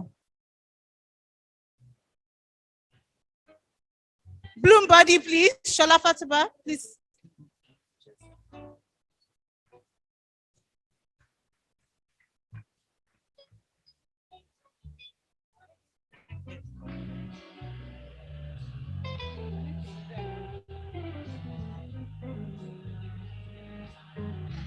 Please, we need a group picture. Please come back. Please, a group picture.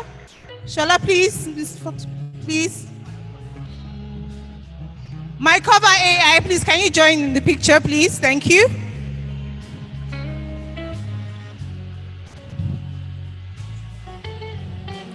Can you show your card, Mrs. Balogun? Your card. This is a 1 month free voucher and it's 37,000 naira. So it's totally, you have a free time. Thank you.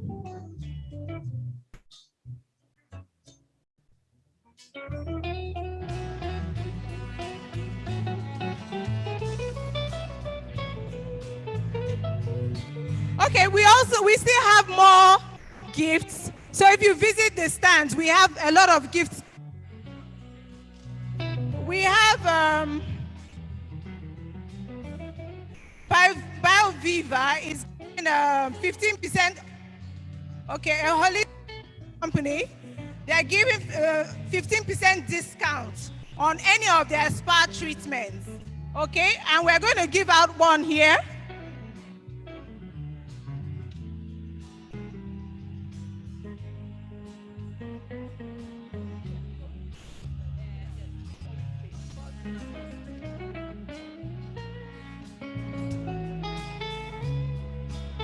Mrs. Yamu, please. Number 42. 42.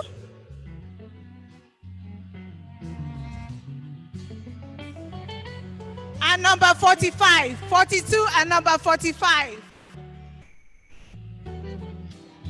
Eddie Christiana. Is she here?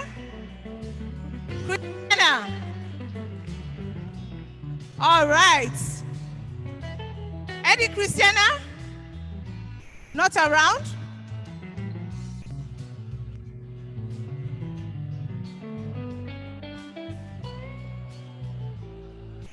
$21. from Oriflame.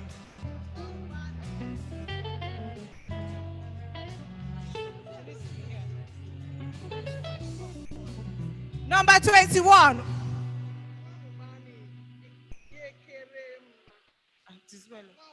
Okay. All right, please. Okay, so you go to Oriflame stand and you get your gift there. Oriflame stand at the back there. Thank you very much.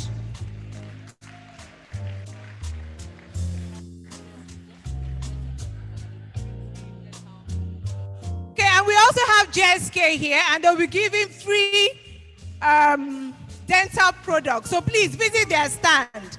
Okay, do not rush, don't hurry away. Just visit their stand. We have some free products there also.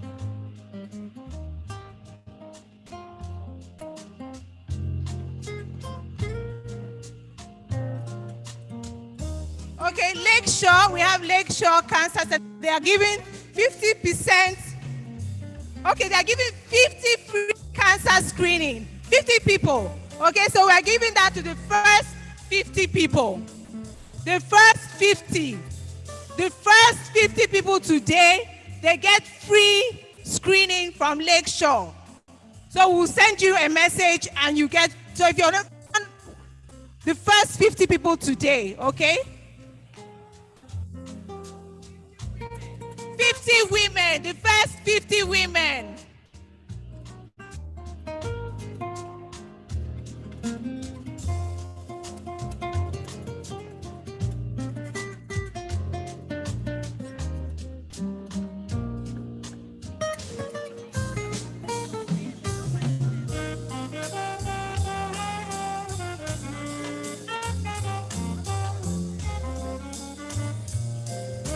All right, so our next speaker for today,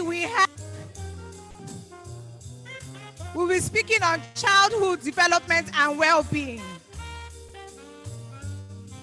We'd like to call on Dr. Oyetunde Alagbe. Please, let's put our hands together for him.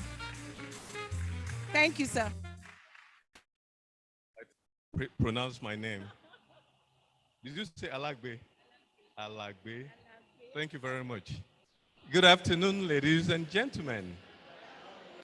Names are Oyetunde Oluwagbemiga Alagbe. I'm happy to be here. Are you? Are you? Let's do this thing. If you're happy, clap your hands. If you're happy and you know it, clap your hands. If you're happy and you know it and you really want to show it. If you're happy and you know it, clap your hands. If you're happy and you know it, slap your neighbor. I did not start that, please. Please. Mark over me. Please don't. You know, my former speaker said all of us have some form of mental illness. I won't play that into that, so please. I'm happy to be here. I'm glad to be the last speaker because then a lot of things that I would want to speak about, they have mentioned them. But I'm going to sensitize us to something. Something that maybe some of us know it. A lot of us, I can tell you, we don't know about it. The psychiatrist talked about mental illness. She gave a broad view and she did a very good job. And in her speech, she mentioned something about depression, how prevalent depression is.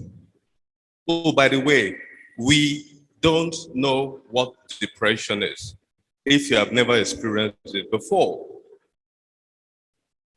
Depression is different from sadness. Two different things. Depression is a brain disease. And I'm not going to go into the signs of it. But I'll tell you some things about depression. It is the only illness known to man where the sufferer sees death as a relief. If I have abdominal pain, I want to see the doctor because I don't want to die. In depression, the sufferer sees death as a welcome relief. Oh, oftentimes we've been hearing about it, right? Right? Every week I get a call about somebody who has attempted or about to kill themselves. You can't understand it because we are wired to live, right? We are wired to live. How can somebody think of death? A disease called depression will cause what they call thought distortion. Thought distortion where you see death as a relief. Oftentimes we blame a trigger for it. Like, okay, it's because the husband fought with her. Oh, it's because she lost. And that's the trigger we see. But it's a disease that that person has been harboring but never knows it. I want to sensitize us today. And I believe this is the beginning of the conversation because we need to talk about it. It's very, very prevalent. And it's very close to a lot of us than we think. Very, very close. Your workmate, your neighbor, God forbid, your family member. The prevalence is even higher amongst teenagers. Suicide among teenagers is very high. Brief history. I became a doctor at a very young age. I was in Nogba there. Then I ran to the United States, 91. And I went through everything. I went through school there. And I went to psychiatry first. I wanted to study the mind. And I found that the more I knew about the brain and diseases, there were still a lot of questions that I could not explain. Hence the importance of this kind of program, an over-encompassing approach to wellness and illnesses. There were certain things I could not explain. So when I finished my residency, I wanted to know more. So I went to Emory to study neuroscience. I spent 10 years studying the brain. And the more I did, the more the answer just eluded me. Really. So we know about the chemicals that causes mental illness, but the behaviors are very spooky. One is what I just talked about. How would somebody want to kill themselves? Oh, what about the way that they want to choose? You think somebody will just swallow pills and just die, right? That's easy. Why would I prefer to hang myself? Why would I want to jump in front of a vehicle? A lot of things about the behavior surrounding is still unanswerable. And last sister talked about spiritual approaches, diseases. To God be the glory, I'm a Christian. And I saw that spiritual basis. I wrote a book about it. Multifaceted approaches to illnesses. Oh, by the way, who kills themselves? Oh, poor. Oh, uneducated. Ladies and gentlemen, early this year, is it? Yeah, last year, the head of the Department of Psychiatry, University of Pennsylvania, committed suicide. Psychiatrists are known to be high on the list of people who commit suicide. Me, I won't die. I won't kill myself. I won't kill myself. And you will not die. And that's why we're doing this. Now, I'm going to go to where I am going.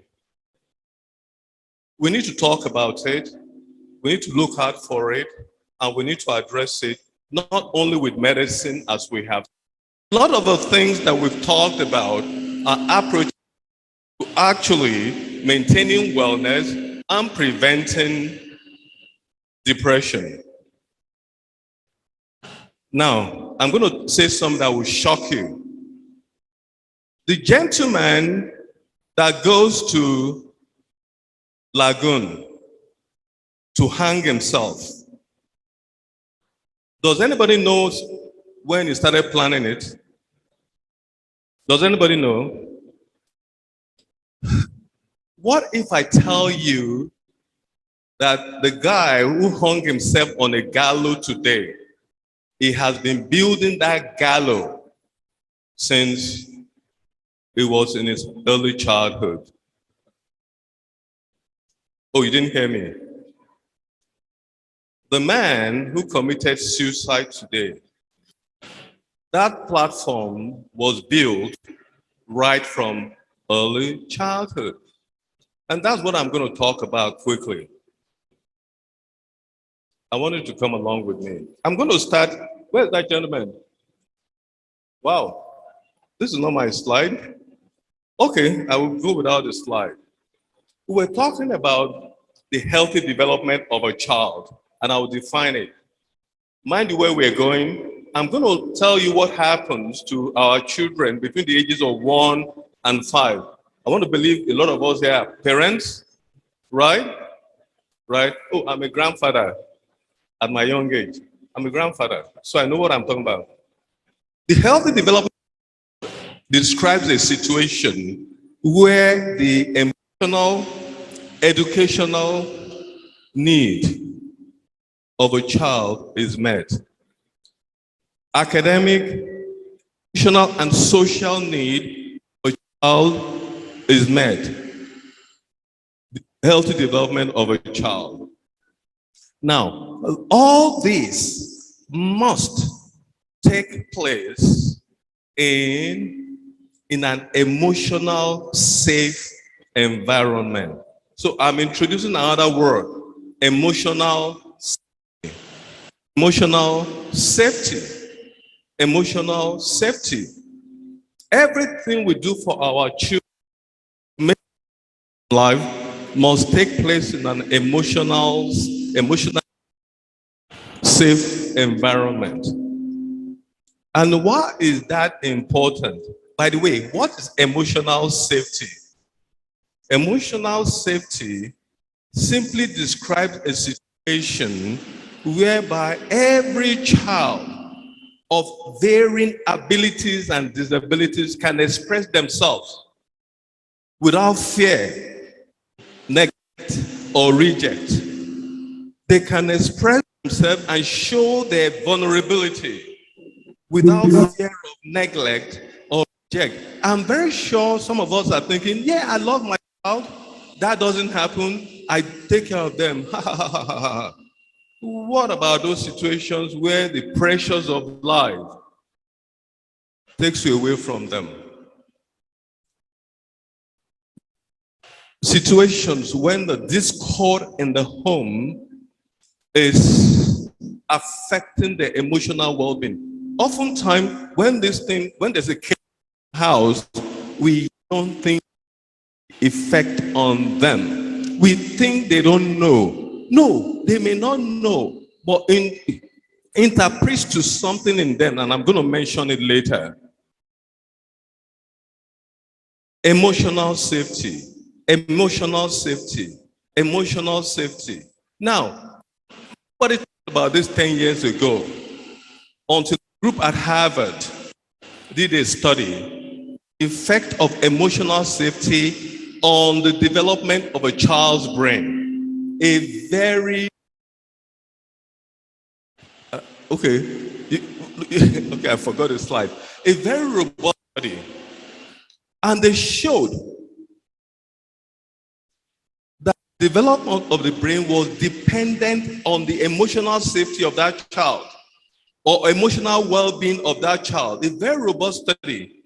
An emotionally stable child had good development, and situations where there are neglect and abuse and stuff actually showed a stunted growth of the brain. We call it neurogenesis.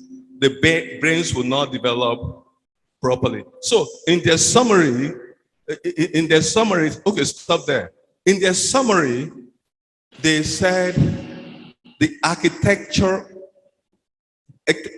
development of a child's brain depends on the emotional well-being. And it is true. I'm going somewhere, ladies and gentlemen. You think you're taking care of your child. What happens to that child outside in the school? What happens to the nanny that brings you home to take care of the child? What happens to even you in the process of taking care of everyone can walk? The idea of a child care is always left to a nanny or stuff. You don't know what's going on.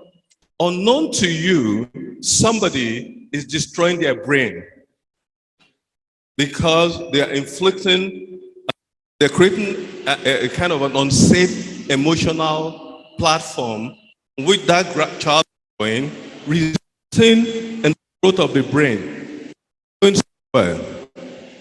So they said that, look, so why is that? Let me tell you what happens to the brain. At the time of child's brain is 1/4 that of an adult. By the time that child is one year old, it's going to double.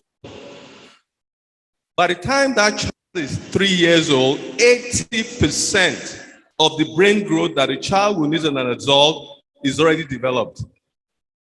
By the age 5, 90 to 95% of the brain is developed. Are you following me? Yes. So that 5-year-old already has the brain that's almost like that of an adult. What type of development do you have there? What kind of experience? What kind of experience did that child go through? Because that experience determines the nature of that growth. So, okay, let me move on. Let's even assume that we are doing everything we to do to the best of our ability. Looking at our child, looking at our children, how do we know we are doing everything right? How do we know that this child is actually developing well? I'm going to teach us something very simple. Let's go to, okay, good, very good. Look at that acronym. Places, the way to go. Places, P-L-A-C-E-S. How do I know my child is developing well? This is an acronym. Where P, oh, it's not clear. Where P stands for physical development. We talked about that. Nutrition, working with your pediatrician to be sure that child's height and weight is appropriate for age. P, we're talking about domains of a child development. How I know my child is developing well. P, physical. L, language ability. Language ability. The last speaker was talking about milestone. At age 1, this called mommy. At age 1.5, does this 2 words in his or her vocabulary bank? At age 2 to 3, can this child join words? Now, I want you to pay attention to this language ability. I do pediatric neurology at Pediatric Partner in Victoria Island.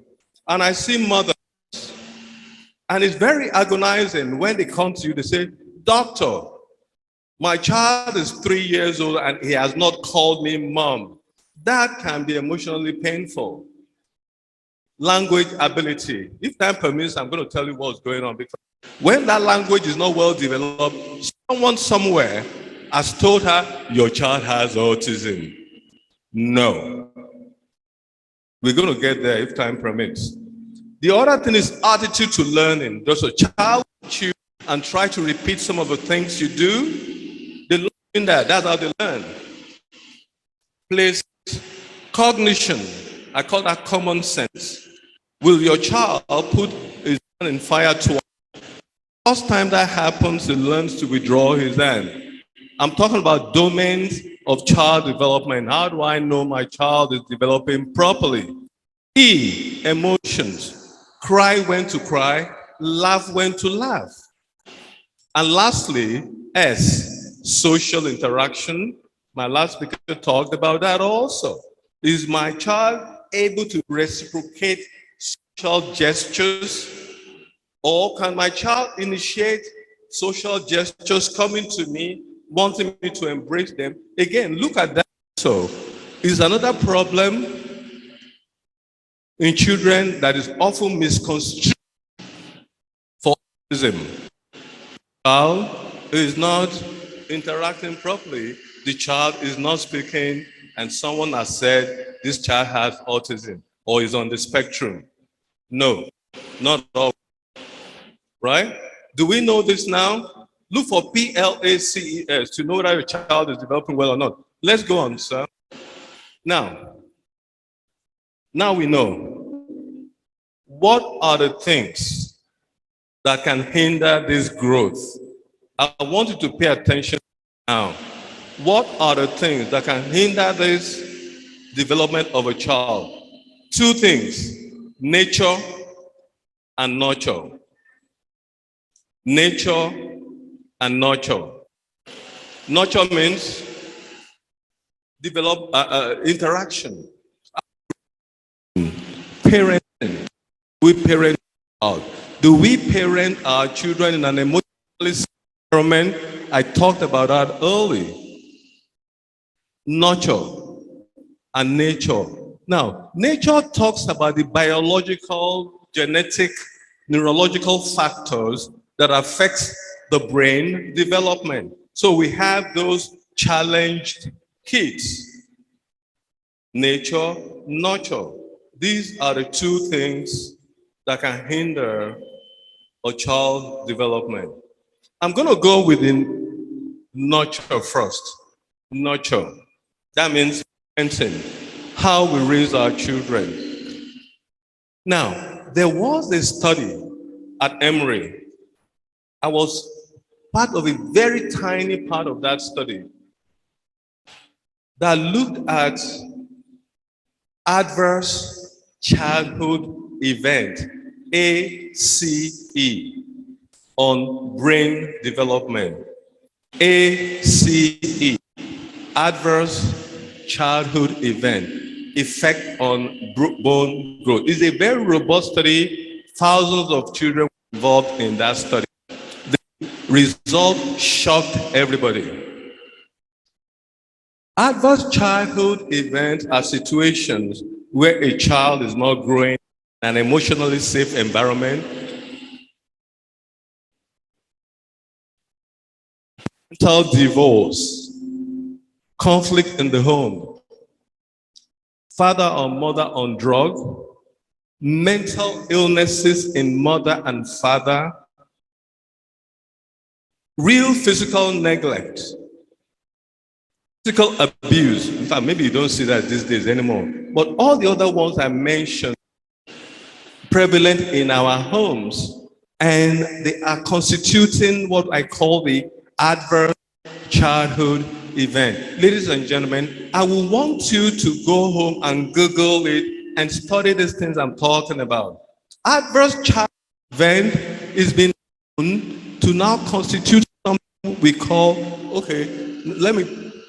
this is not very clear. All those things that are happening at home are on top of that tree. Underneath are all those things that are in our environment. Poor socioeconomic environment, violence, all those kind of things. Unknown to us, they affect those children. Unfortunately, they can't tell you. And it is actually dictating the future. Now, next slide. It was found in that study that adverse childhood events, go to the next slide because of our time. Adverse childhood predicts a child's behavior, learning disabilities. In children who already have some challenges is even worse. If impulse control in that child, it predicts behavior of the child. That's not the end of the story.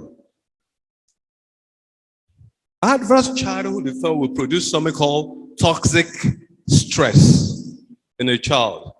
Toxic stress. Oftentimes we don't know that children can be stressed. They are stressed in such a way that they can't even talk about it. What happens is that when I'm stressed, there's a hormone in my body that comes up, right? But when the stress goes, that hormone goes to the level. Now, in children's stress, that hormone comes up. But when it's going down, it doesn't go down all the way. Now, that tells me something. A child is growing up with that high level, that hormone in their body. So, a child who was faced with adverse childhood event is most likely going to die very young. All other factors unequal.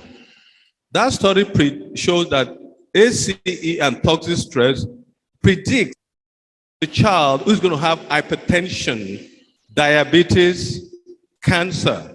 Now, listen to me. Even though this disease is genetically inherited, that means you have the gene for it. The fact that you have a gene for a disease does not mean you will develop it. That we do know. We're talking about gene and environment. However, if the child was faced with toxic stress, he would develop it earlier, and it's going to be very difficult to control. Adverse childhood event and toxic stress predicts this thing we are talking about suicidality. The resilience is broken down. Coping mechanism is. So remember what I said earlier on? The guy who committed suicide on the gallows yesterday. That gallows, he started building it before the age of 5. Do you know COVID? Thank God, God brought me back home. Thank God. After 28 years. Me back home just before Koro started. I really praise God and thank you. But I heard the news of my colleagues at Emory that died. I lost 2 of the junior doctors. And when they did the study of the doctors that died, they were mostly black. Of course, if you go to the United States, if you see 10 black doctors, about 7 or 8 are Nigerians. We are all over that place. It was found out actually the proportion of Nigerian doctors that died was very high. The answer is not far-fetched. Many of us, I know what my eyes saw just to make it through life. Toxic event. Listen, I hope you're listening to me. I am sensitizing you to pay attention to something, our children's development. It is a major responsibility. Time is not a pastime. Emotional development in this. Now, let me move on. So, it actually dictates of things that happen to that child in future. Attachment to people, divorce rate were traced to children who actually had that adverse childhood event between the ages of 1 to 5. Let's move on. I think I'm going to end very shortly. So, ladies and gentlemen, we're talking about effect of nurture on brain growth.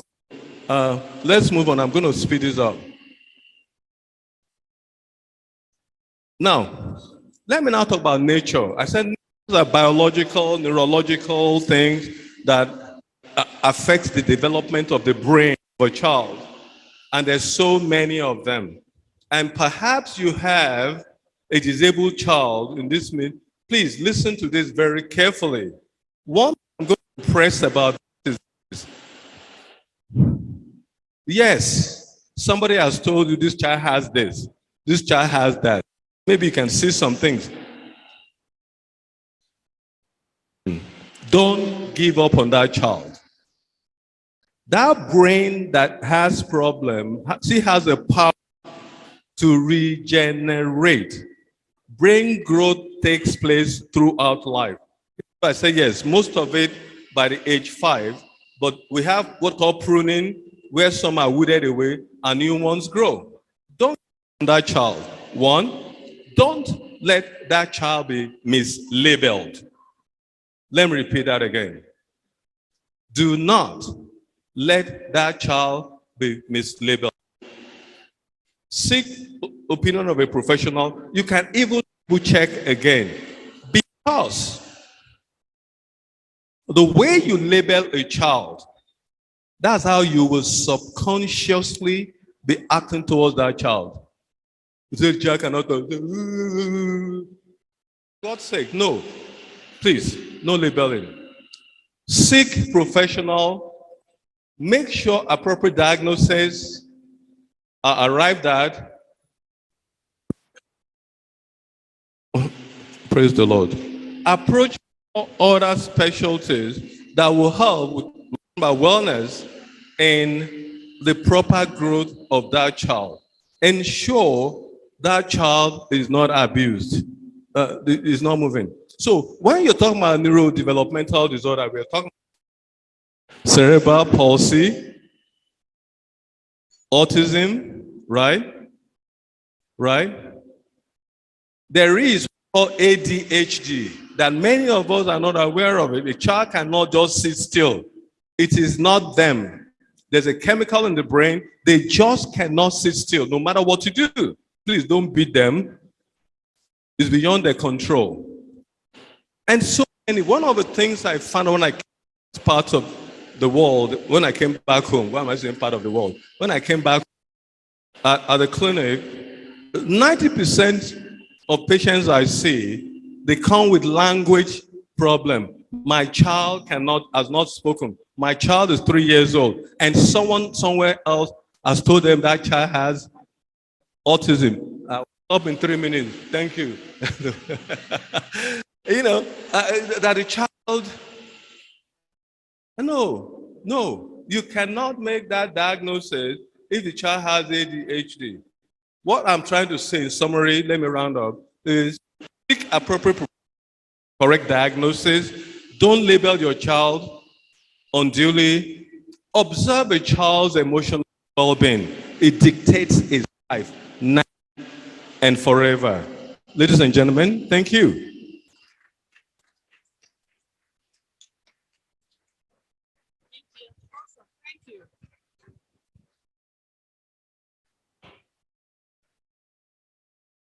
Thank you very much, sir. I know if I had given him more time, he would have kept going, because there's a lot of information. And I know that we are learning a lot. I would like to encourage us to still reach out to him later on.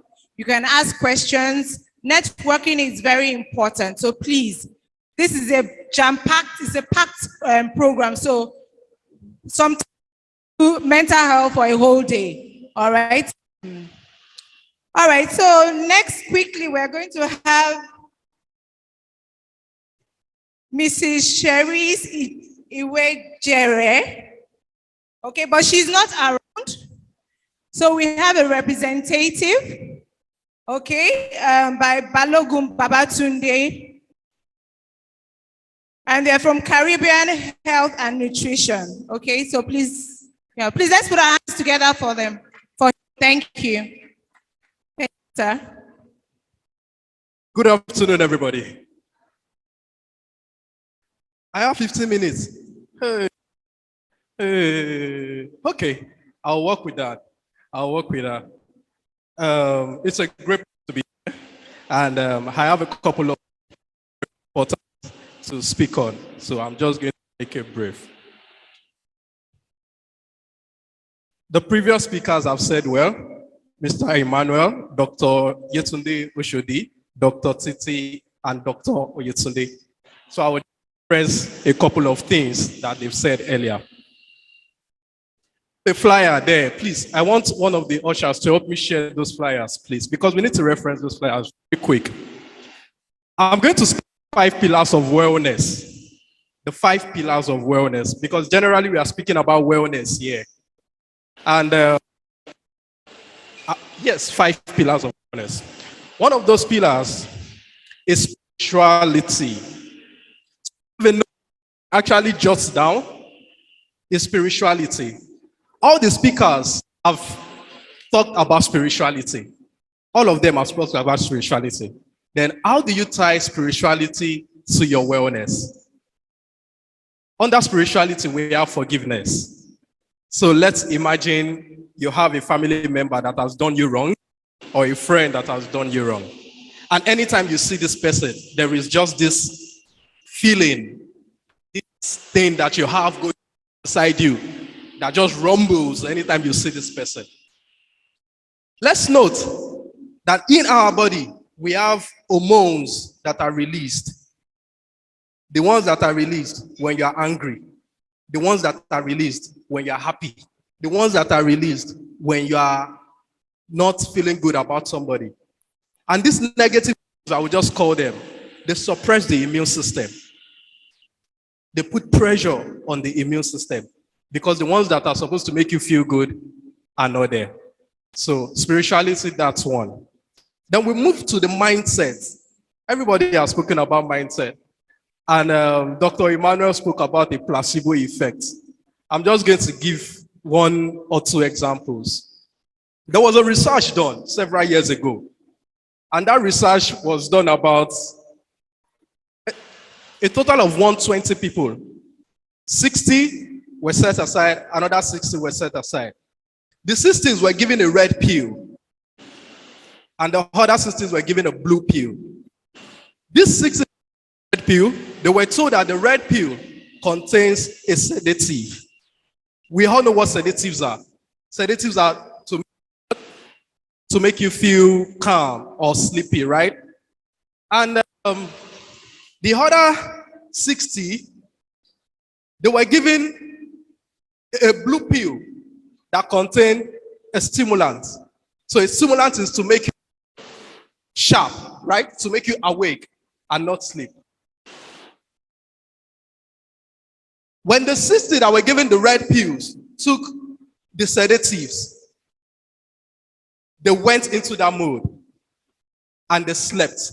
They were sedated, actually. And the other 60 that were given the blue pill, that they told them, they gave them a stimulant, they were active. Now, this is where the experiment came in. The people that were given the red pill, that they were told contained the sedatives, the medication actually contained a stimulant. Should I come again? Those that were told that this red pill contained a stimulant, the red pill actually contained a stimulant, a sedative. So they believed what was actually to make them sedated and sleep. But they were given something that was supposed to make them at alert. And the other 60 that were given, the ones that were supposed to make them at alert, felt like they were given to make them sleep. That's the power of the mind. Let me be honest with you. When I was in school, I used to have this drink coffee because you don't want to sleep for exam. Put your legs inside water because you don't want to sleep for exam. You do different things because you want to sleep for exam. Let me be honest with you. It's because you are not feeling sleepy. Yes, I'm going to be honest with you. It's because you are not feeling sleepy. And your mind is set on that exam. And you need to just be awake. Now, I don't have a lot of exams to write and all that. At night, 8, 9, I will drink coffee. In the next 30 minutes, I'll sleep off. I'm not drinking decaffeinated coffee, just so we know, and you will sleep off.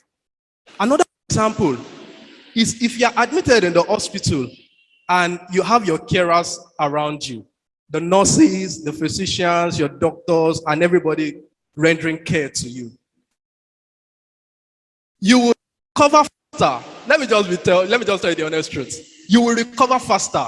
You will go home earlier if you believe the therapy or the medication they are giving to you, the help they are rendering to you, That's just it.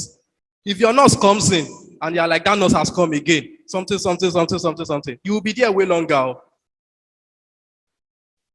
It is just a thing of the mind. You just need to believe things will work for you. And that is the mindset. The mindset also allows us to program the decisions that we make. So let's say you go to the market and there are free-range foods and there are fertilizer-grown fruits. Your mindset is what dictates your actions. Somebody have said that. Your mindset is what dictates what you react outside. It dictates your choice. We move on to lifestyle. How do we classify lifestyle? Your sleep, there are things that you do from day to day, your day-to-day activities, your sleep, your exercise, things that you do, whether you're getting enough rest. Sleep is very important. If you don't sleep for the required 8 hours of the day, you will fall into deficit. So if you are supposed to sleep 8 hours a day and you're sleeping 6 hours, for that day, you are owing 2 hours. If you don't know, you will still be able to function.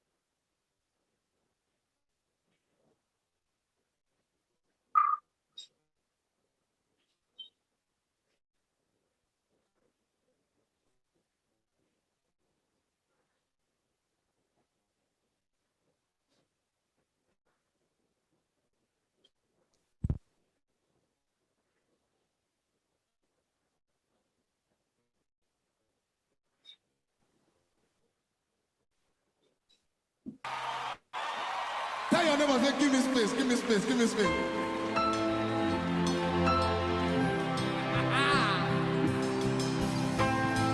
Oh, okay. Thank you. So I was talking about your lifestyle. So those things you need to do every day, your exercise, your sleep. If you don't sleep well, your body will recover fully and you will fall on deficit. All that.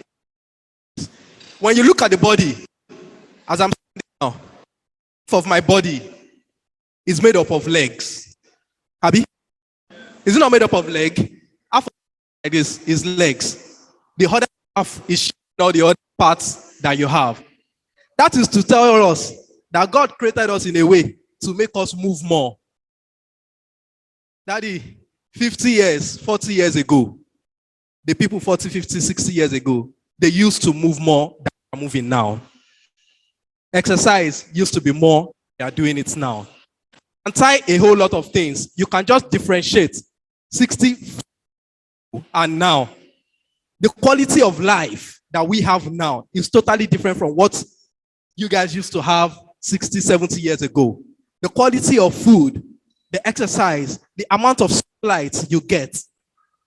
If we run it on everybody here now, a lot of us will be deficient in vitamin D. And the vitamin D is gotten from where? Just the sun. You will get it more from the sun, more than you would even get in your food. But we are not in the sun. We are in our AC-fitted cars, AC-fitted offices, AC-fitted homes, from AC to AC. I know a client going to the office, the car is tinted. He gets to the office, it's underground car park. He comes out, enters the lift up to his office. He's going home, the same routine. He said to me, he can stay a whole week and not spend 1 hour under the sun. And that's it. When you your life, you say the same thing to yourself, that you live that way also. If I leave here now, I enter my ACO before I even start. And so, your environment. The environment is very, very important. The environment includes the air, it even goes as far to include pool that you have around you. What happens around you? Your environment. You need to keep a positive group of people around you that would people that would do things you want to do. I will soon round up, and rounding up, I will bring us to notice just to see how are we mindful about our food or the things that we do. When they talk about mindfulness, it simply means being present in the moment. Being present in the moment. A lot of us, even when you are eating, you are making calls or you are pressing phone, you are talking, you are just distracted. You are not focusing on food that you eat. A lot of us, when you are eating, you don't even chew your food properly. You just swallow. You just put it in your mouth and it goes. Not even knowing that digestion starts straight from where? From the mouth. From where you chew the food very well. You will see people 60, 50 years old and they are having constipation, digestive issues. The muscle of the stomach that is supposed to be responsible for peristalsis, since it's construction, the muscles of the stomach is big. When you put yam in your mouth, you are not chewing the yam. You are leaving that breaking down for the stomach. You are putting stress on that stomach, doing the work that your teeth would have done and just moved on. And that is one. Also, what we've been seeing recently in the hospitals, in the clinics, how the younger people coming down with issues of diabetes, blood pressures, cancers, and all these chronic diseases. When you look back, yes, it never used to be. Let's tell ourselves the truth. People would have diabetes or blood pressures maybe when they are 60s or 70s or even more. And we can, okay, all right. Please, the vehicle with registration number EPE 922ET. Please go and repark your car, please. It's urgent, please. Thank you. All right. So I was talking about this. A lot of times, these medical ailments are tied to, they are age-related, people that are already old. But now, me personally, I'm seeing somebody in their 20s, 30s, come, high blood pressure, 140 something, 150 something. They are coming with case of diabetes. When you look at these things, you can compare the quality of the food you are eating now. Is it the same of the quality of the food you used to eat before? While I was younger, we had maybe just 4 or 3 Mr. Biggs in this whole of Lagos. I used to live in Ikorodu. The closest Mr. Biggs was in Ikeja. When I'm going to Mr. Biggs, they would drive us to Mr. Biggs maybe once in 2 months. It used to be a treat. A treat. Please listen. It used to be a treat. If you go and eat Mr. Biggs meat pie this Sunday, you will cherish it because you will not see it again in the next 1 month or 2 months. Nobody is going to drive you from Ikorodu to Ikeja to come and be eating Mr. Biggs. But now it's everywhere. The fast foods are everywhere. You can even sit down in your house and order for these things. They will bring it to your doorstep. You don't need to go anywhere. So I always clamor for home-cooked meals. How can you beat your chest and say what you are eating is of high quality? It's only if you are the one that cooked it, or you know who cooked it, or you know how it was prepared. If you are getting food outside and all these things outside, you can't say how many cubes of Maggi there are inside, and you can't say what ingredients have been used. I think I'm just going to round up here, and I'm going to allow the next speaker speak. I think I've been able to pass a few informations and things. And to point out, a lot of the food, sorry please, so a lot of the things when you go and visit a nutritionist, and they tell you, don't eat egg, don't eat palm oil, don't eat this, don't eat that. Just go back and ask yourself, these things they are now telling us to eat, are we just eating them? Did we just discover egg? Did we just discover palm oil? I know people used to roast yam with palm oil like this, isn't it? And eat. The day used to come down with high cholesterol and these things. Think about these things very well. By yourself, you will get the answers. The answer is not the palm oil. The answer is not palm oil in general. The answer is the type of palm oil you are eating, the type of eggs you are eating. The chicken that is laying the egg will only lay egg that is not good if you are feeding it artificial feed too. If you are treating it antibiotics, steroids, injections, and you can see it.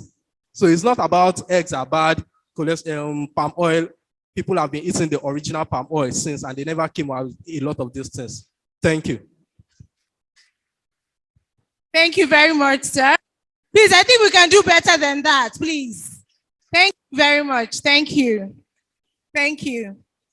I would like to say thank you again for everybody, staying this long, and we'll soon finish. All right, so the next speaker for the day, we'll be talking about wellness and shaping your choices and perspectives. Wellness and shaping your choices, perspectives.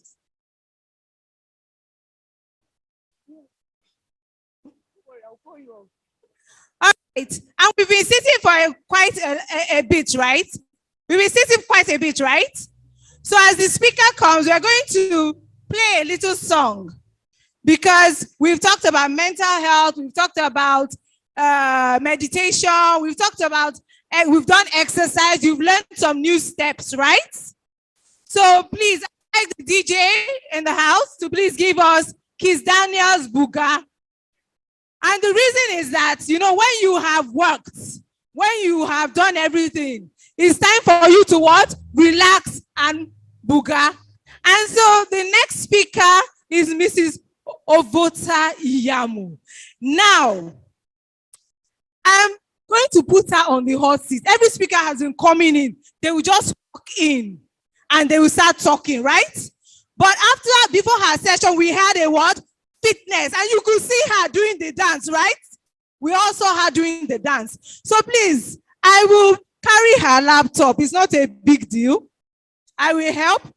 Please, Mr. Sunday Awolowo, can I have the Kiss Daniel song as we invite Mrs. Iyamu to allow us to know how to buga at the end of today. All right, everybody stand up. Let's buga. Let's go.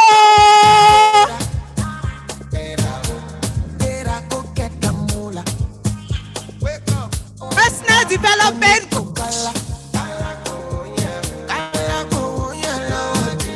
Let's dance.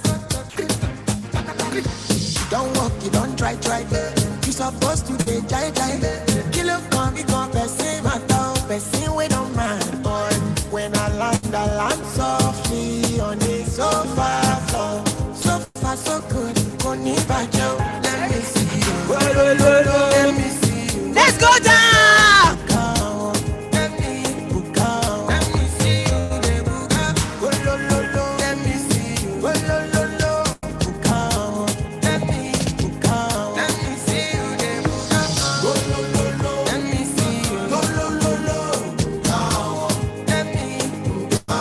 me see you. Thank you very much. Put our hands together for Mrs. Iyamu. Thank you. Ray, you just had to do that, eh?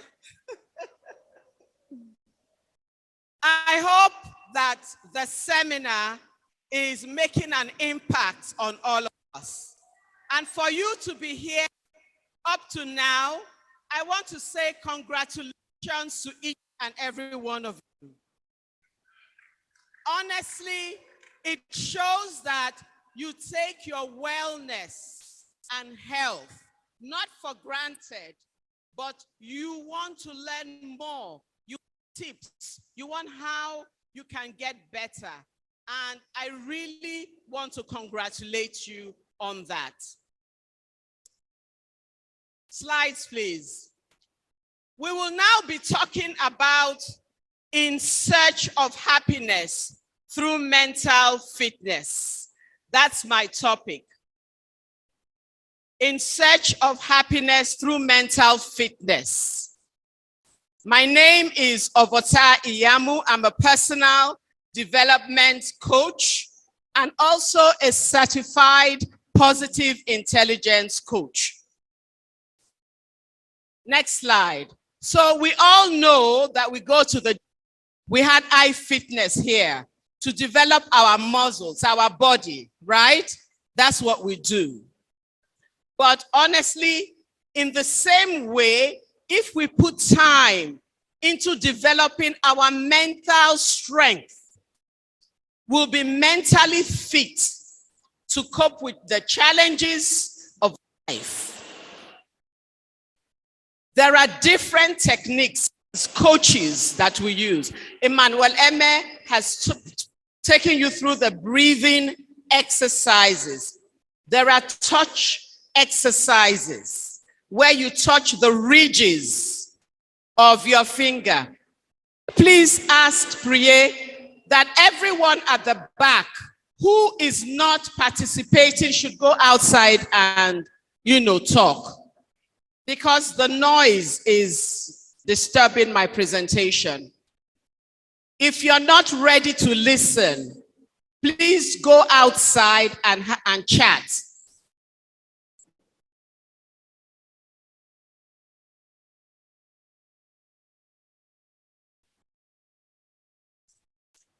So you need to be mentally fit. You need it to cope with life's challenges. And life challenges, depending on where you are at, can be either positive or negative. And different people have told you about the mindset. The last speaker told you about the power of the mind. So if you say something is not possible for you, it is not possible. If you say it is possible for you, it is possible. So it is important for us to pay attention to our thoughts, what we harbor in our minds. When you do not like somebody and you harbor it, it's poison to your soul. And I know that as many of you that are Christians, and indeed talk about this, that this mind that we have to continually renew it, because we live in a polluted world. So mental fitness is key. After all, we want to be happy, don't we? We all want to be happy. And I'm calling it happiness in a nutshell, because happiness means different things to all of us. If I am happy because I have a brand new car, I'm happy for only that moment, because after 2 weeks, the newness, the happiness will fade, isn't it? So we are all happy about several things in life, and it can be temporary, it can be sustained. Now, if it is fundamental, we need to make sure that that happiness is sustained. Things like our relationships, family, community, friends, we need to work at it so that we can sustain it. You heard one of the speakers say that what they found out, I think it was Dr. T that said, what they found out, why people live long, is because of social relationships. So if we want to live long, we need to understand how we can be mentally strong to work on those challenges. What does it impact? Next, go on, please. It impacts our peak performance, peace of mind, wellness, healthy relationships. So all these things are not by chance. They help us to deal with present day activities, present day problems. So there are various exercises that I said and activities. We have methods as coaches that we use to help you get to your desired state of happiness. If you see that most of the talk, most of the information that have been given to you today, from wellness, general wellness, child, all these things have an impact on individuals. So happiness is not a destination. Next slide. Happiness is not a destination. It is a way of life. Happiness is a way of life. And we need to learn how to make it a way of life. Next slide. I use the positive intelligence method, which is based on research from the field of positive psychology, neuroscience, cognitive psychology, and performance science. And what they have found, the results of the research, says that you need 3 core muscles. 3. And that is, nature is like that too. With colors that created all these beautiful colors you see, there are only 3 basic colors that when you mix them gives you all types of colors. So we need 3 core muscles that are the root of mental fitness. And for us to be in control of our thoughts, which leads to our emotions, which frames our actions, because it's what you think that you own. It's what you think that, you respond to emotionally. If you're thinking and looking at someone and they're saying, this person doesn't like me, your emotions are piqued, right? To respond to what you're thinking, that this person doesn't like you.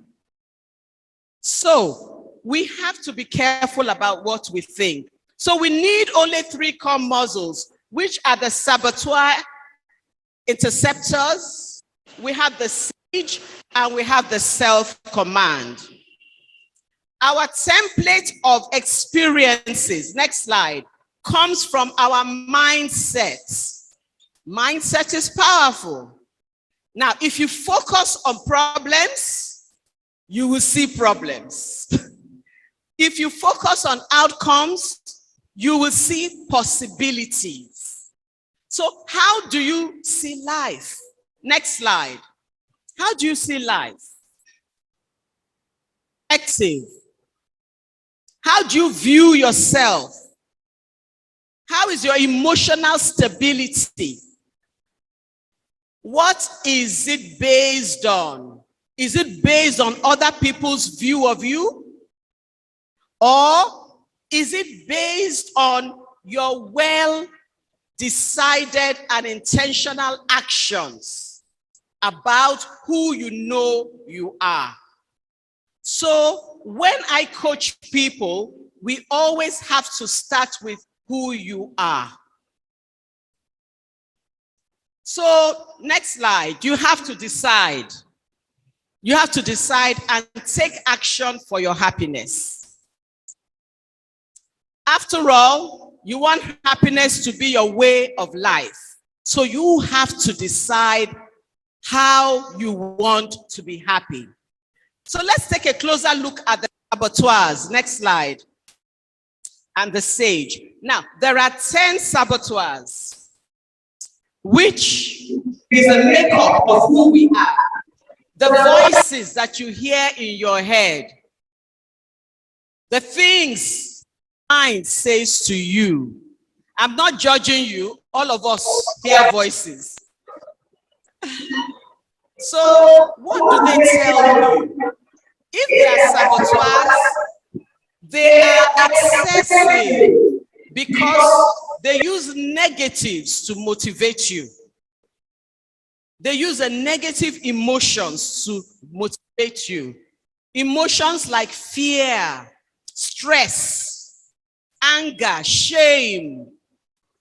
Then we have the sage. Now, these are like your superpowers. There was a child that once said that his mother has superpowers. So they asked him, say your mother has powers. He said, somehow, when I take the chocolates, she knows that I've taken the chocolates.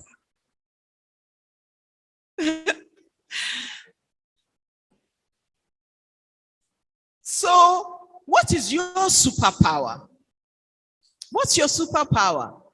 There are 5 superpowers, and they motivate you through positive emotions like empathy, like passion, purpose, creativity, curiosity. Next slide. Now, saboteurs might give you success, but they will not give you happiness because they push you to do things, but it's excessive. You'll be exhausted. You'll be tired. You'll be written. That's the success, but it's. But the sage will generate your highest success and sustained happiness. So what are these saboteurs? Next slide. Essentially, they are a makeup of our characters. They are a makeup of who we are. They stop us from relating to people and doing our best work. Some of us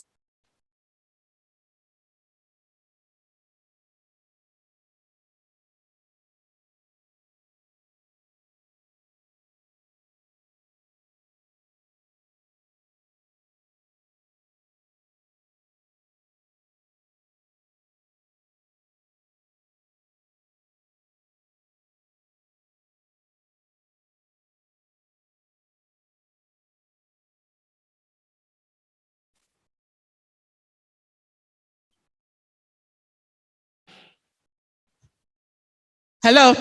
Okay, good. Some of us, our behavior and our character is about controlling people, isn't it? Some of us, we play victims. We'll present ourselves that something happens, we play the victim. Some of us are sticklers. We are pleasers. We want to please everybody. And after we please everybody, then we find that we're not happy. That's why I say you do it to the extreme. And then other people are restless. You're restless. You try this business, you try that one, you try that, you try so many things. You're restless. So you have to know yourself. Next slide. And then we have the Baba of them all, the biggest saboteur, which all of us have, and that's the judge. And the judge is the one that is constantly in our heads, telling us we are not good enough. And it justifies its presence in our life with lies. Like, please put it all up. Lies like, without me pushing you, you'll be lazy. I punish you for mistakes because without me punishing you, you won't get better. I want you to judge others so you don't lose objectivity. Some of these things are true. And where do we usually hear these things from?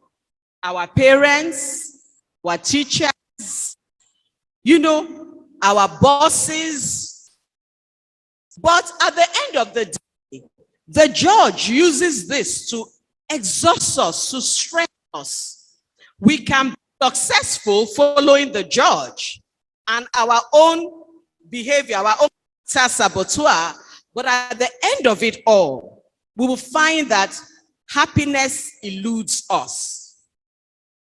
These are lies, because you can be what you want to be. You can be discerning without the burnout and exhaustion. This creates bad blood because you are harsh with people and you take people for granted depending on your character. So saboteurs are your critics. And if you do not control them, you will not have a happy life. Next slide. And your critic tells you something like, the self-limiting beliefs you have. I can't do it. It is too hard for me to do it. Or like making assumptions.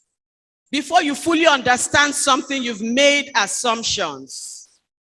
And sometimes when I'm with my clients, we try to play the activity about whether something is fact or it's an opinion.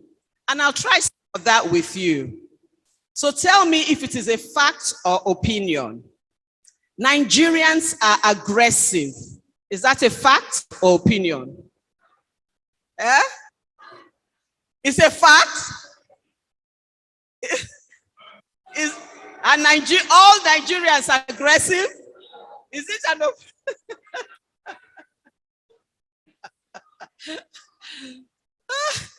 So right now, we don't even agree whether it's a fact or opinion. Okay, it is an opinion.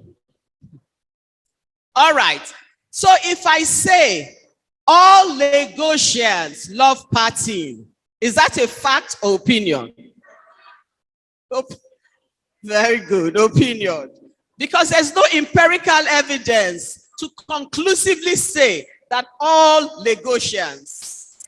All right?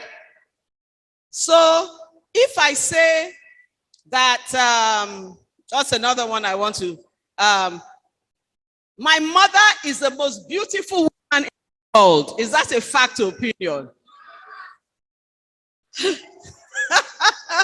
I will fight you if you say it's not a fact.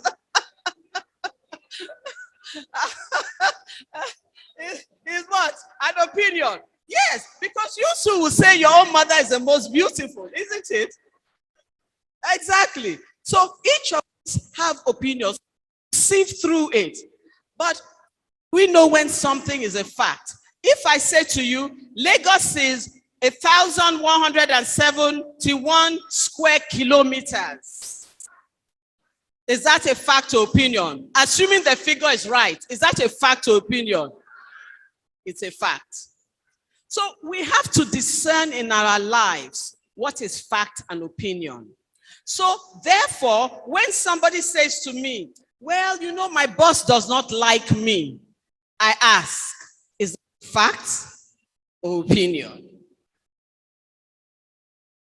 Because you have to now justify it with facts as to why you think your boss does not like you. So these kind of things are important for us, you know. And apart from that, we also repeat things in our minds. You know, our minds, like we say, is a fantastic instrument. We repeat self-limiting things to ourselves. I can't become this. I do not know maths. Many of you had the maths thing. I did. I told myself I didn't know maths for years. Right? But I know how to count my money. I don't need maths for that. I know how to count my money, right? So, do you really not know maths?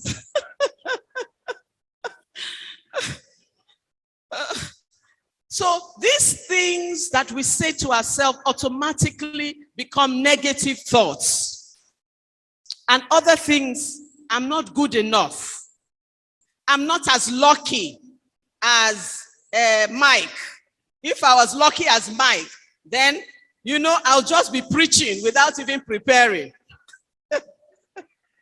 So we say things to ourselves and we bring down ourselves unknowingly because we are running it in our minds constantly. You know. And sometimes, without knowing it, it's said that about 80% of what we say is that we parrot other people. We hear it from other people and we make it our own. And woe betide you if that thing is negative. So we have to be careful the kind of thoughts that we capture and put in our minds. Hausas are bad. Where did we hear that? Have you ever experienced that?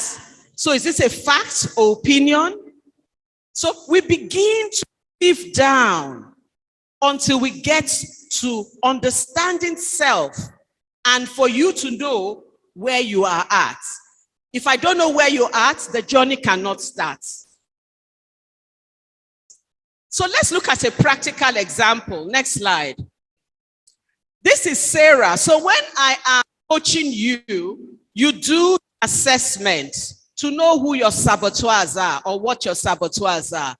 This is Sarah. Her saboteur is that she's a strickler, right? She's a hyper achiever. But her default is that she's a strickler, which is someone who is a perfectionist and likes order. She wants to be organized. In itself, it's not a bad thing. It's not a bad thing.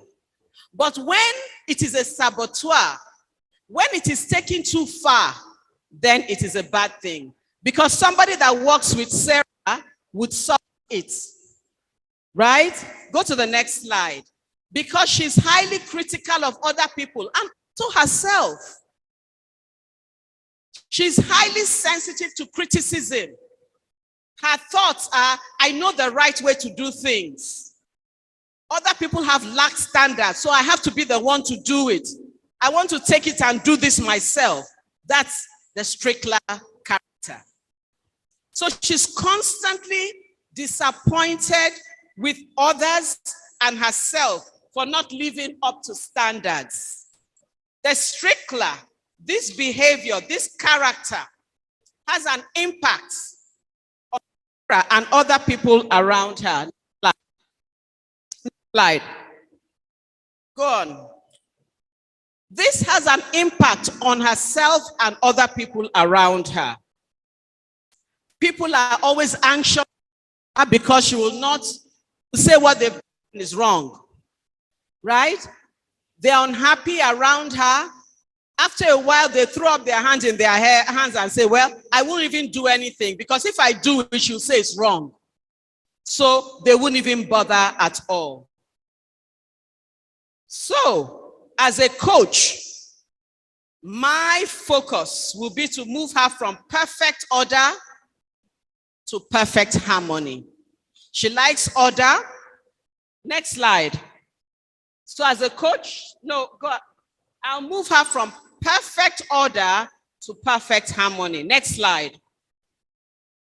So I'll look at areas like anger, because a lot of times stricklers are angry people and they store it in their body and then it affects their mental health. And then we'll explore how I can move her to agree at least that other people are 10% right. If we can even agree, I'm not saying 100% right. Let us even agree that they are 10% right. And if we can agree that, it begins to soften her. So, what do? So we create, go ahead. We create, next slide. We create buckets to say that 20% of things in the buckets are the critical things, and I agree that they should be perfectly right.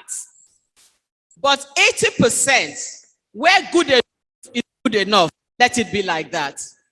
So we reduce that tension she creates so that all other areas, for me as a coach, is moving her into sage perspective.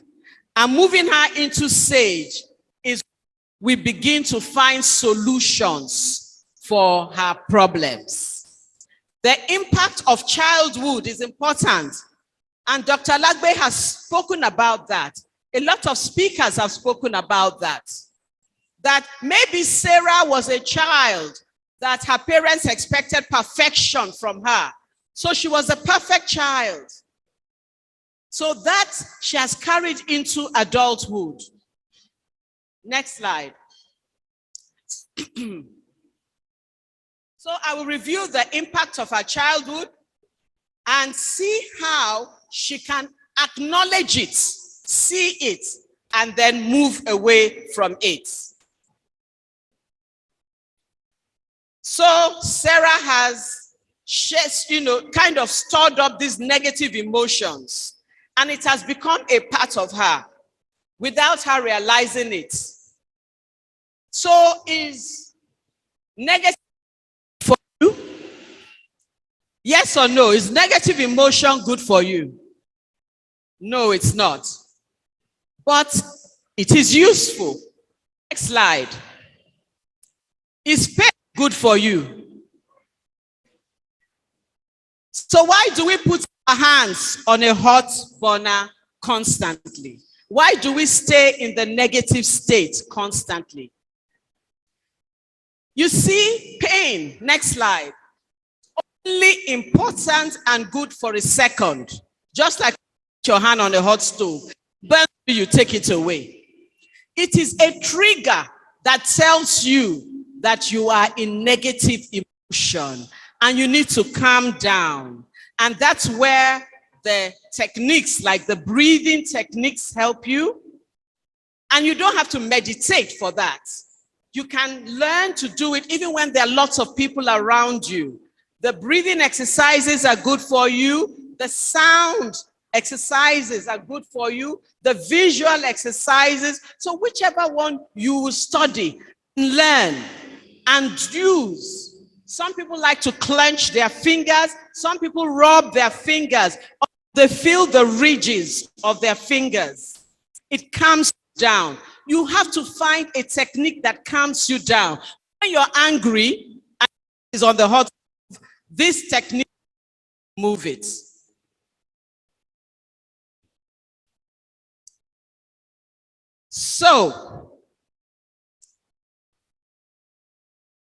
So let's look at the happiness formula. Next slide. Tony Robbins, the man in the corner, came up with this formula. Lots of happiness formulas, but I like his own. It's very simple. His own is that your life condition is equal to your blueprint, which means that your situation must match what you want for your life. If they don't match, you're not happy. When you're stuck, next slide, your life condition is not equal to your BP. To understand what is happening, you need to examine all your rules of life. What motivates you? What are your standards? Then let's go deeper. Next slide. Let's go deeper. So by taking steps, next slide, to put things in place. As a coach, I try as much as possible to understand what your worldview is. What your world is like, what your filters are like. I look at your leverages, because the more leverage I have, the more I'm able to support you. What motivates you? If I know what motivates you, I'm able to support you. I look to interrupt your negative patterns and replace them with good, empowering ones. I help you break down your problems into small bits so that you can manage them. And then we explore creating empowering alternatives. And that way, you will also have people around you that support you. Next slide. Who is the most important person you need to influence in your life? Next slide. That's you. You need to influence yourself. Remember to move to your sage perspective. Next slide. Because every outcome or circumstance can be turned into a gift or opportunity. So for instance, you had a job, 20 million naira job, and you've been waiting for it to come through. And someone who is close to you passes away. You are at the funeral. And then you get an alert that 20 million has dropped. You will smile a bit, even though you're at a funeral, isn't it? In fact, some of you will even dance. Some of you will even dance at the funeral.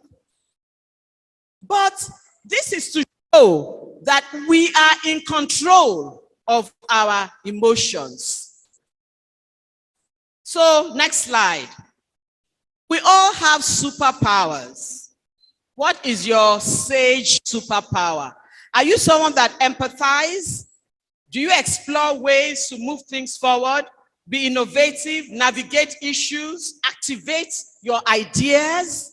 You must have a superpower. You must have a sage position that helps you, because this is the way you will now find solutions to your problems. But to do that, you need to build your mind muscle with recommended activities. Next slide. And this is the self-command. All the different activities that I've been talking about, at least practice it for 15 minutes a day for 10 seconds on each activity. And at the end of it, all you should be able to say, next slide, is, and I want all of us to say this together.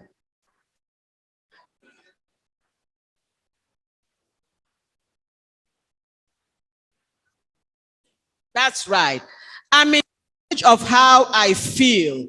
And today, not tomorrow, today I am choosing happiness. I know Titi talked about a technique about living in the moment, right? Tomorrow doesn't exist again. The future is not here yet. So we need to be happy today.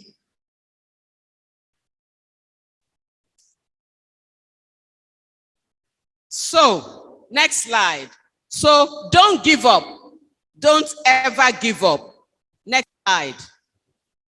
You've got this. You've got it.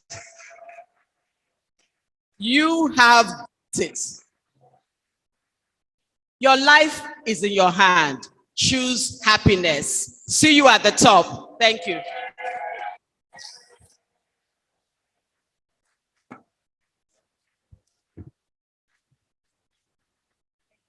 Please, can we put our hands in? We can do better. Are we tired? All right. I'm sure we are having a great time, right? Are we having a good time? Okay. So we have one more presentation and then we're done for the day. Then we'll visit the exhibitor stands at the back. All right. So our next presentation, our next speaker is from mycover.ai. They are a health insurance company and they are partners of this program. And you will all agree with me that insurance is very, very important. How many of you agree that insurance is important? If you agree, put up your hand. Honestly, I totally agree. I've had 5 surgeries. No, I've had 6 surgeries. And 5 of those surgeries were covered by insurance. My kids were CS was covered by insurance. And even saving money for emergency is key. And so please do not rush up. Please listen and pay close just listen. This is very, very important. Please do not rush it. Thank you. So I would like to call on our speaker. Please, can we put our hands together as she comes to the stand? Can we have her profile up, please?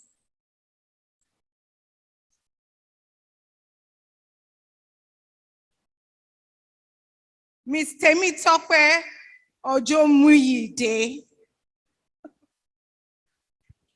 Thank you very much. Okay, permit me to go off stage because I may be a little shorter than the people. I'm going to go up, if that's okay. Okay, good afternoon, everybody. Good afternoon. I want to really salute everyone for staying here. This is the most cooperative audience I've ever seen. Waiting till 2 p.m. Salute.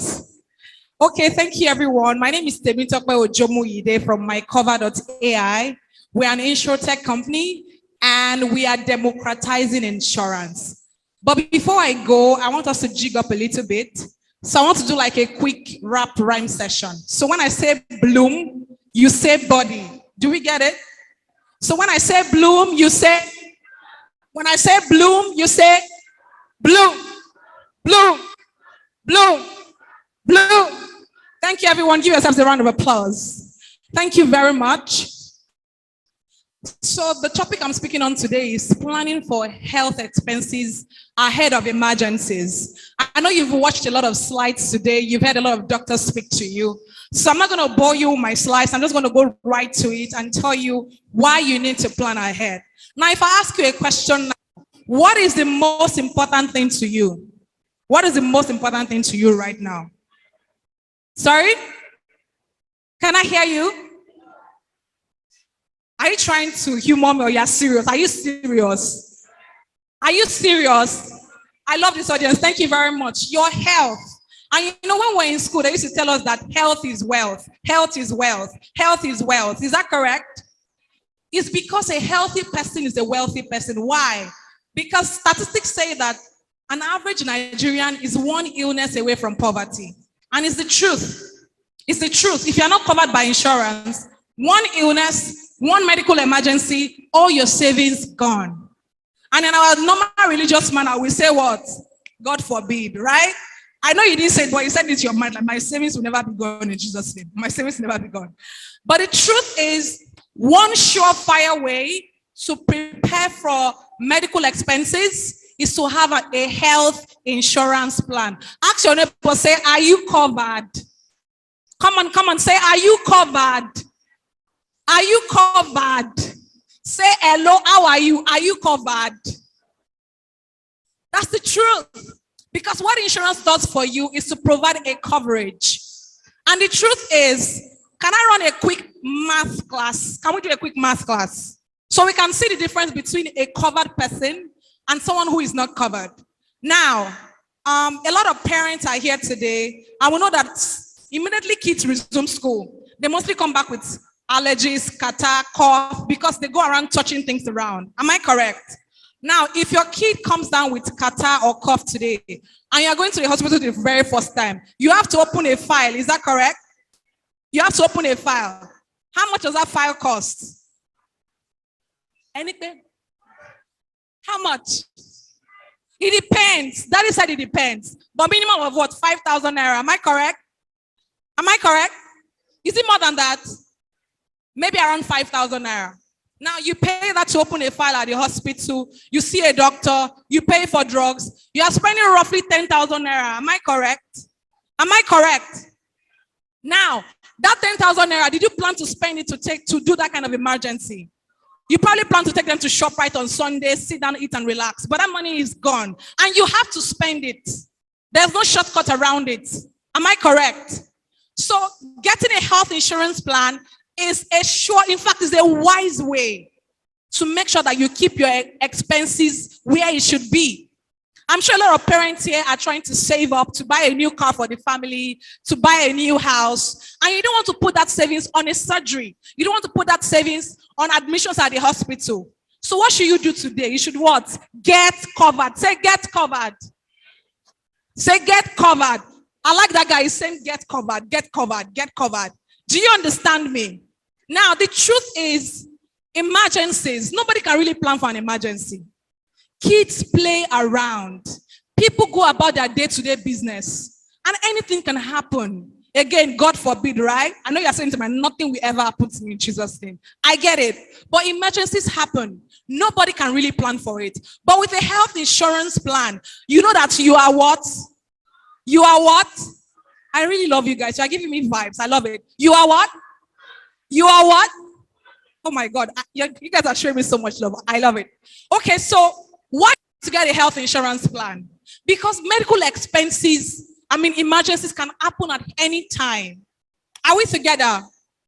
Now, we have partnered with Blue and we have brought this health insurance close to you. Remember I told you that mycover.ai, we are democratizing insurance. We are bringing insurance close to you. And if you go on Bloombody's website today, you can buy a health insurance plan. Now, why should you buy this health insurance plan? Number one, because you are a wise person and you are trying to plan ahead and get awesome. I really love this audience. You guys are like the very best.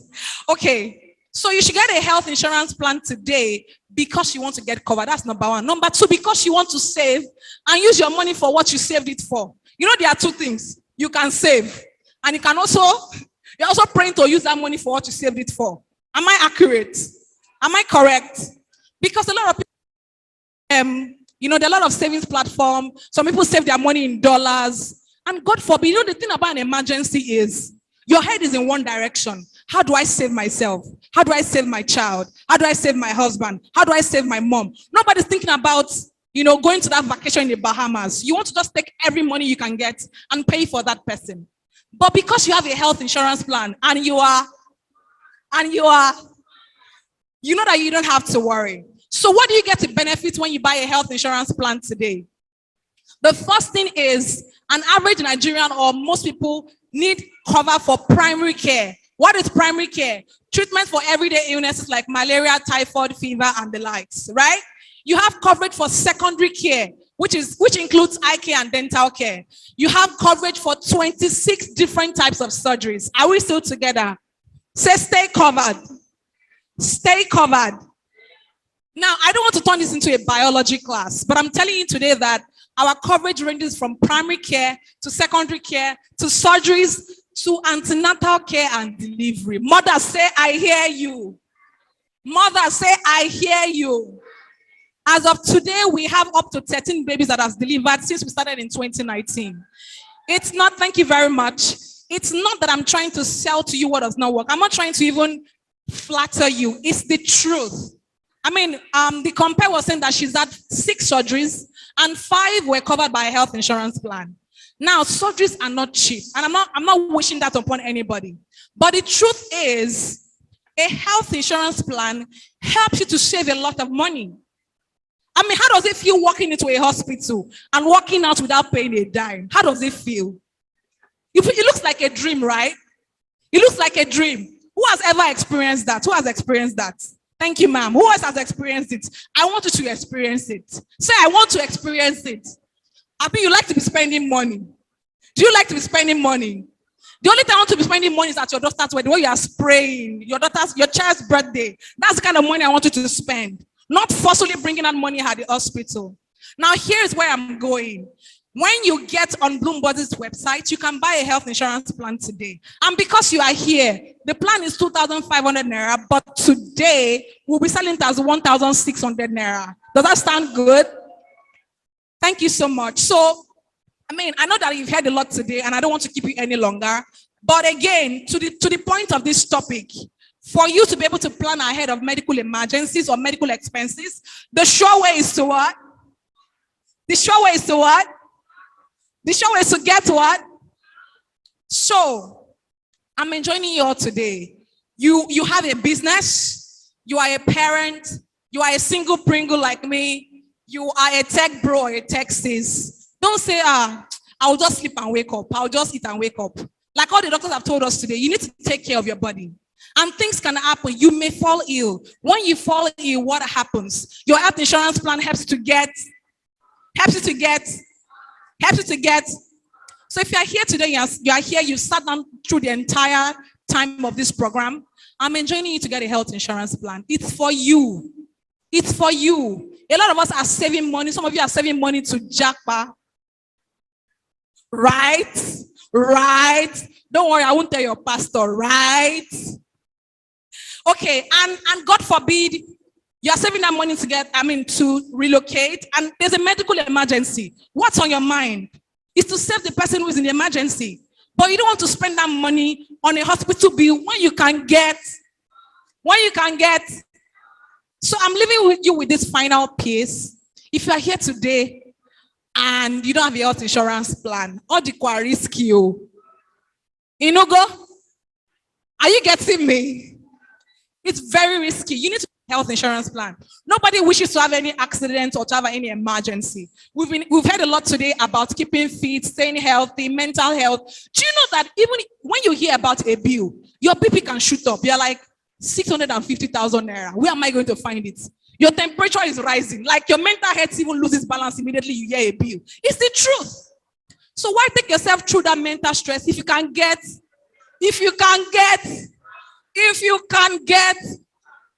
ladies and gentlemen, the surefire way to stay healthy and to plan ahead of medical emergencies to stay covered. I'm going to be at the back if you want to ask me questions. You are a parent here, you are a proprietor, you are a business owner. You need to get your staff, your children, you yourself. Thank you very much.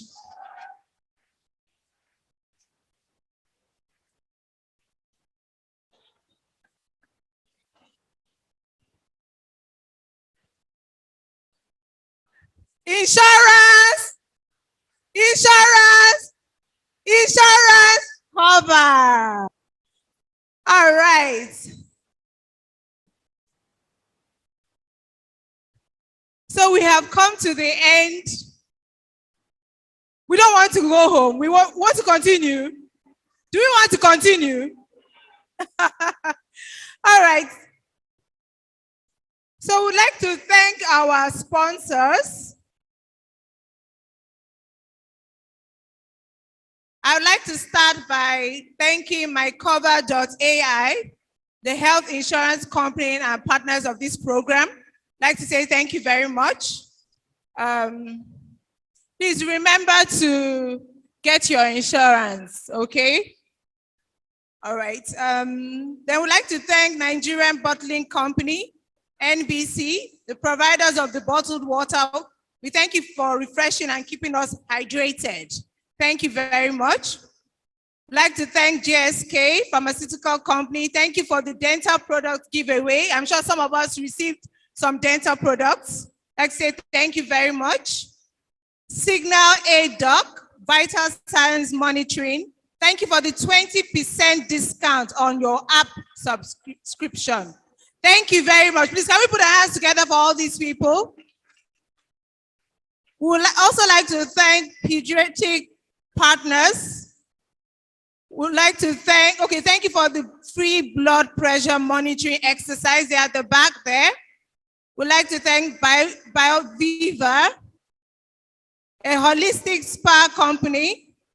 They are giving 15% discount on any spa treatment of your choice. So they are giving 15% discounts. We also like to thank Lakeshore Cancer Research and Treatment Specialists. They are giving 50 cancer screening offers for the first 50 people. Please remember, just go and put your name with the registration at the registration point. The first 50 people, okay, they have 2 centers, Ikeja and Island. So whichever one is closer for you. We also like to thank Oriflame Wellness Product Specialist. Thank you for your gifts. We would like to thank iFitness. iFitness, did you enjoy their session? Yes, okay. Thank you for the holistic gym and total health providers. Thank you for the 10 vouchers and for gracing this event with your presence. We also like to thank Carib Health Group. Please kindly follow them on Carib Health NG. If you follow them, you also get a free nutrition consultancy. So please, you have their flyers. All this information is important. Okay, so we've come to the end of the program, but we would like to encourage you to please visit the exhibitor stands. So please, can we all stand up as we give all these sponsors a fantastic clap. So we're going to do a thunder clap for Bloom Body to say a big thank you. Okay, we would also like to thank Emzo. If you look up on the screen, you can get screened for free, get screened for hepatitis B at the Emzo office. So it's on the board, okay, for hepatitis B, please. All right. So once again, we thank all our sponsors, and we thank Bloom Body for organizing this seminar. Do we want to have it again? Do we want to have it again? All right, so I want to give a special clap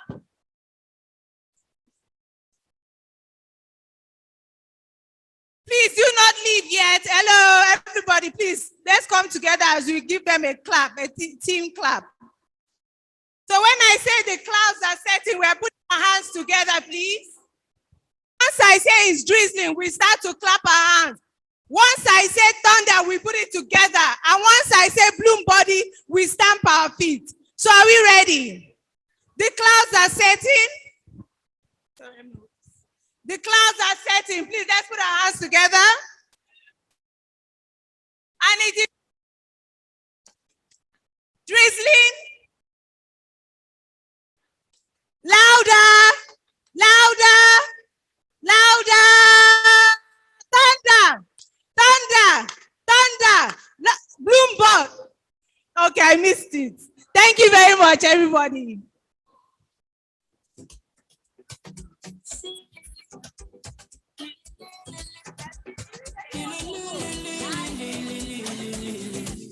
Please kindly visit our exhibitor stand. We have Oriflame. We have iFitness. We have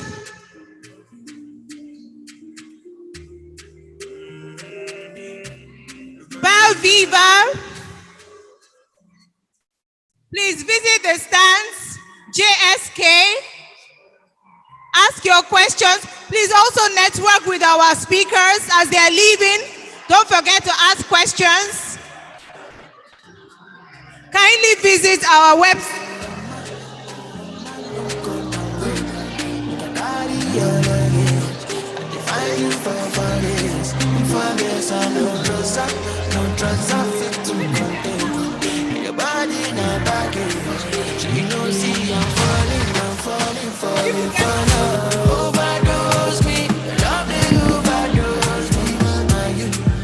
Please don't hurry to leave. Remember to visit our stands. Ask questions.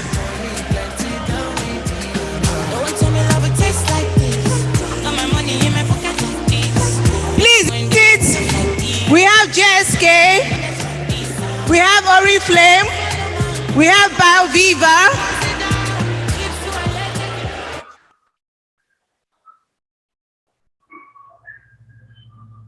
iFitness.